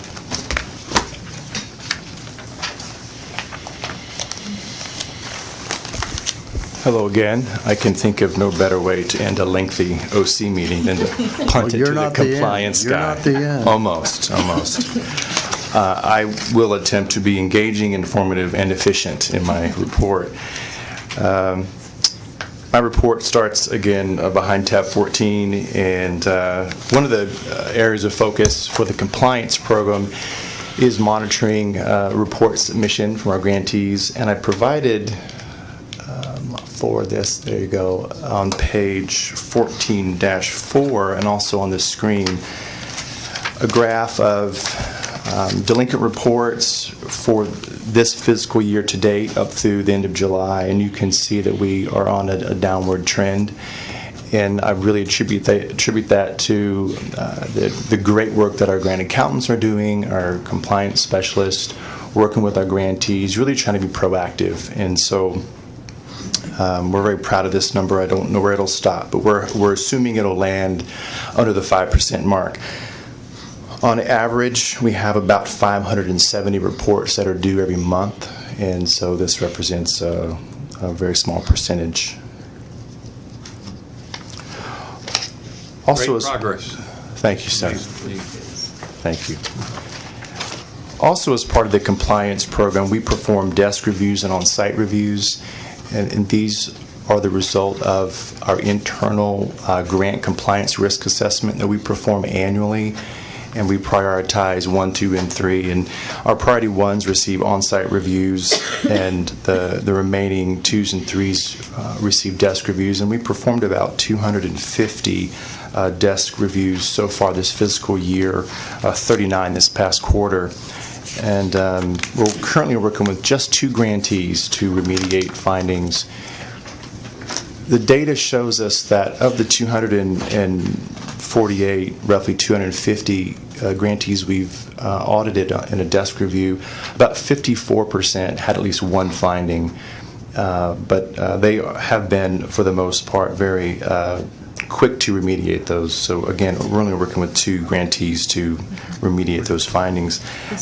On-site reviews, we performed 6 this past quarter, and again, just working with 2 grantees.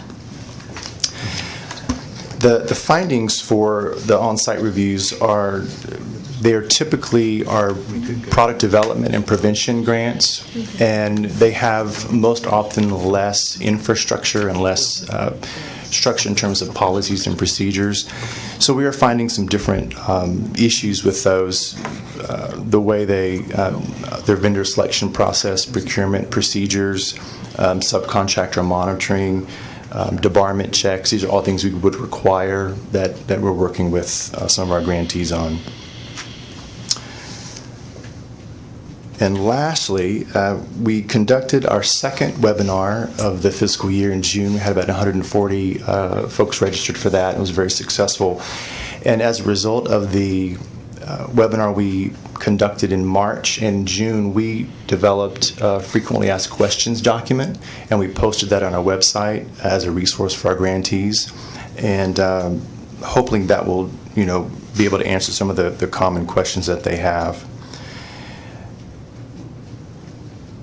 And then just this week and last Wednesday and yesterday, actually, we conducted 2 new grantee trainings. Both happened to be for new product development grantees. And we think that they went very well. We received compliments. The guy asked me if I was ever in marketing, and I don't know why. Maybe I was just good at selling compliance. I don't know. But we think those trainings went very well. And then back in June, Cameron Eckel, our staff attorney, and I conducted 3 trainings for our internal staff at CPRIT, compliance and ethics training. And I know that sounds really boring, but Wayne was actually laughing in one of the trainings, so it was actually a good, engaging training that we conducted with staff. And then lastly, There's a team of us that will be traveling up to UT Southwestern the end of this month, actually next Friday, to present to their Research Administration Demonstration Training Series. And that training is open to all North Texas CPRIT grantees, so we'll be traveling up to perform a training there. And that's all that I have. All right, thank you, Mr. Burgess. Any questions for Mr. Burgess? One short one, if I may. Mr. Burgess, is it because the grantees are getting better at preparing the reports, or are you all just that good? They're that good. Well, thank you, Mr. Roberts. I didn't have to say that. I think it's probably a bit of both. Thank you. Congratulations. Good work. Thank you for your report. We can't get enough of Mr. Lang today. Mike, could you please come back for one additional question? And while he's coming up, maybe this is the same question, and I'll report this to Dr. Rosenfeld. Dr. Begley resides in California, according to SRA's records. We never would have guessed that. Specifically, Westlake Village, California, which is suburban L.A. Okay. So that helps a little bit on the travel, but not much. Okay. Mr. Lang, I ask that you, in tab 5, page 19, Secret Product Development Follow-on Funding Summary. It's your presentation. Sure, okay. If So you need to look at this packet. Sorry, I didn't know you were calling me back up, so I don't. No, I'm sorry to surprise you. We're just a member of the Oversight Committee. Shall remain nameless. Obviously, his WN. That's right. His flight must be later than some people's. Ask that you turn to page 19 and explain on that. It shows the contract amount for follow-on funding, and explain the difference between the contract amount and the cumulative funding. Sure. This was prepared in response to questions that were raised at the subcommittee meeting last week. And contract amount, so these are the listing of active CPRIT product development awardees. The contract amount is the amount that is the amount of their CPRIT contract in aggregate. You know, obviously on closed awards, these funds have been fully dispersed, but many of them have not yet been fully dispersed because the contract is open. Follow-on funding is monies that these companies have raised from other sources, not CPRIT, subsequent to the CPRIT award. And this just shows that this demonstrates the success that our awardees are having at raising capital from other sources. The preponderance of these are private sources, private investments, but it can also include other grants or any other sources of funding that they've received. So in aggregate, our almost 30 awardees have received almost $300 million in CPRIT funding, but $1.275 billion in funding from other sources subsequent to the receipt of the CPRIT award. So it just shows that, as we were noting earlier, that these companies need to raise need to raise capital to continue the product development process, and in general are doing it well. So I want to thank the member of the Oversight Committee that raised this issue. You're sitting next to him.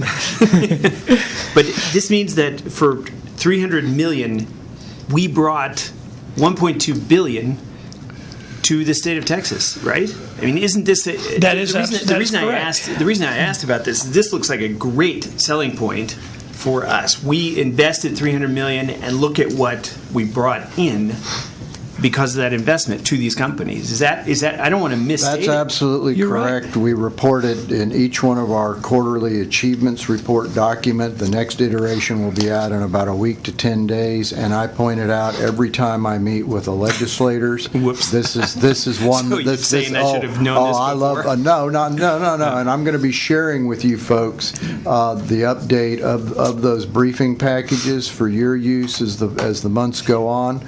But I think that this is as telling of a metric as we have in terms of the product development. I agree. It's a testament to the peer review process. Yeah. Well, to lots of things.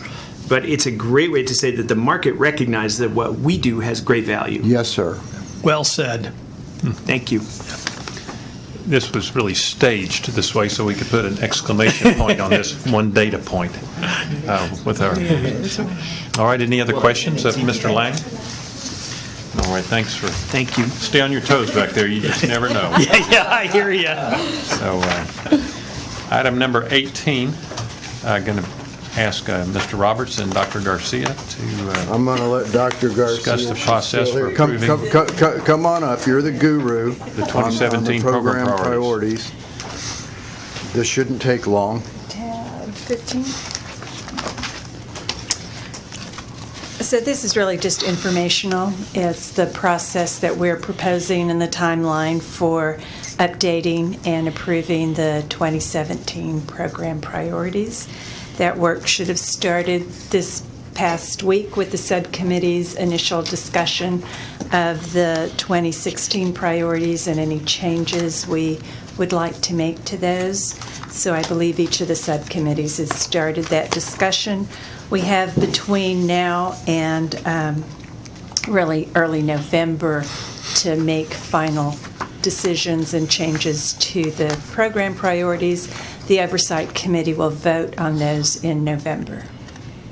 All right. Mr. Roberts, anything to add? I have nothing to add. All right. Any questions for Dr. Garcia? All right. Well, thank you very much. Thank you, Mr. Roberts. Item number 19 is compliance investigation. It's my understanding that we have no business to discuss for standing items 19 and 20. Item number 21 is future meeting dates and agenda items. The next regular Oversight Committee meeting is scheduled for September 14th at 10 a.m. in this room. No, it'll be the one. Going to be one below here. But we'll verify that and notify you folks. Okay, and there's a schedule at 16:1 of the future Oversight Committee meetings, which also has the subcommittee meetings as well for FY 2017. Do I have a motion to approve the proposed schedule of Oversight Committee meetings and subcommittee meetings for FY 2017? So moved. Got a motion and a second? Second. All in favor vote aye. Aye. Any opposed? Motion carries. If there, I have one item of additional business. All right, Mr. If Roberts. at the September meeting, and if you missed the September meeting, the following meeting, we need to get $50 from each of you for those really fine lunches that are provided. So if you could get that to Mary, is the keeper of our lunch treasury, or me, but it's safer with Mary. Can we pay today if we just have to have some money burning a hole in our pocket? You can. Okay. All right, thank you for that announcement. And want to thank Mr. Roberts and the staff for a whole lot of work getting ready for this, and an excellent meeting and Oversight Committee as well. Thank you, sir. If there's no further business and there is no objection, the chair moves to adjourn this meeting. Do I have a second? Got a second? All in favor? Aye. Motion carries. This meeting stands adjourned at 2:18 p.m.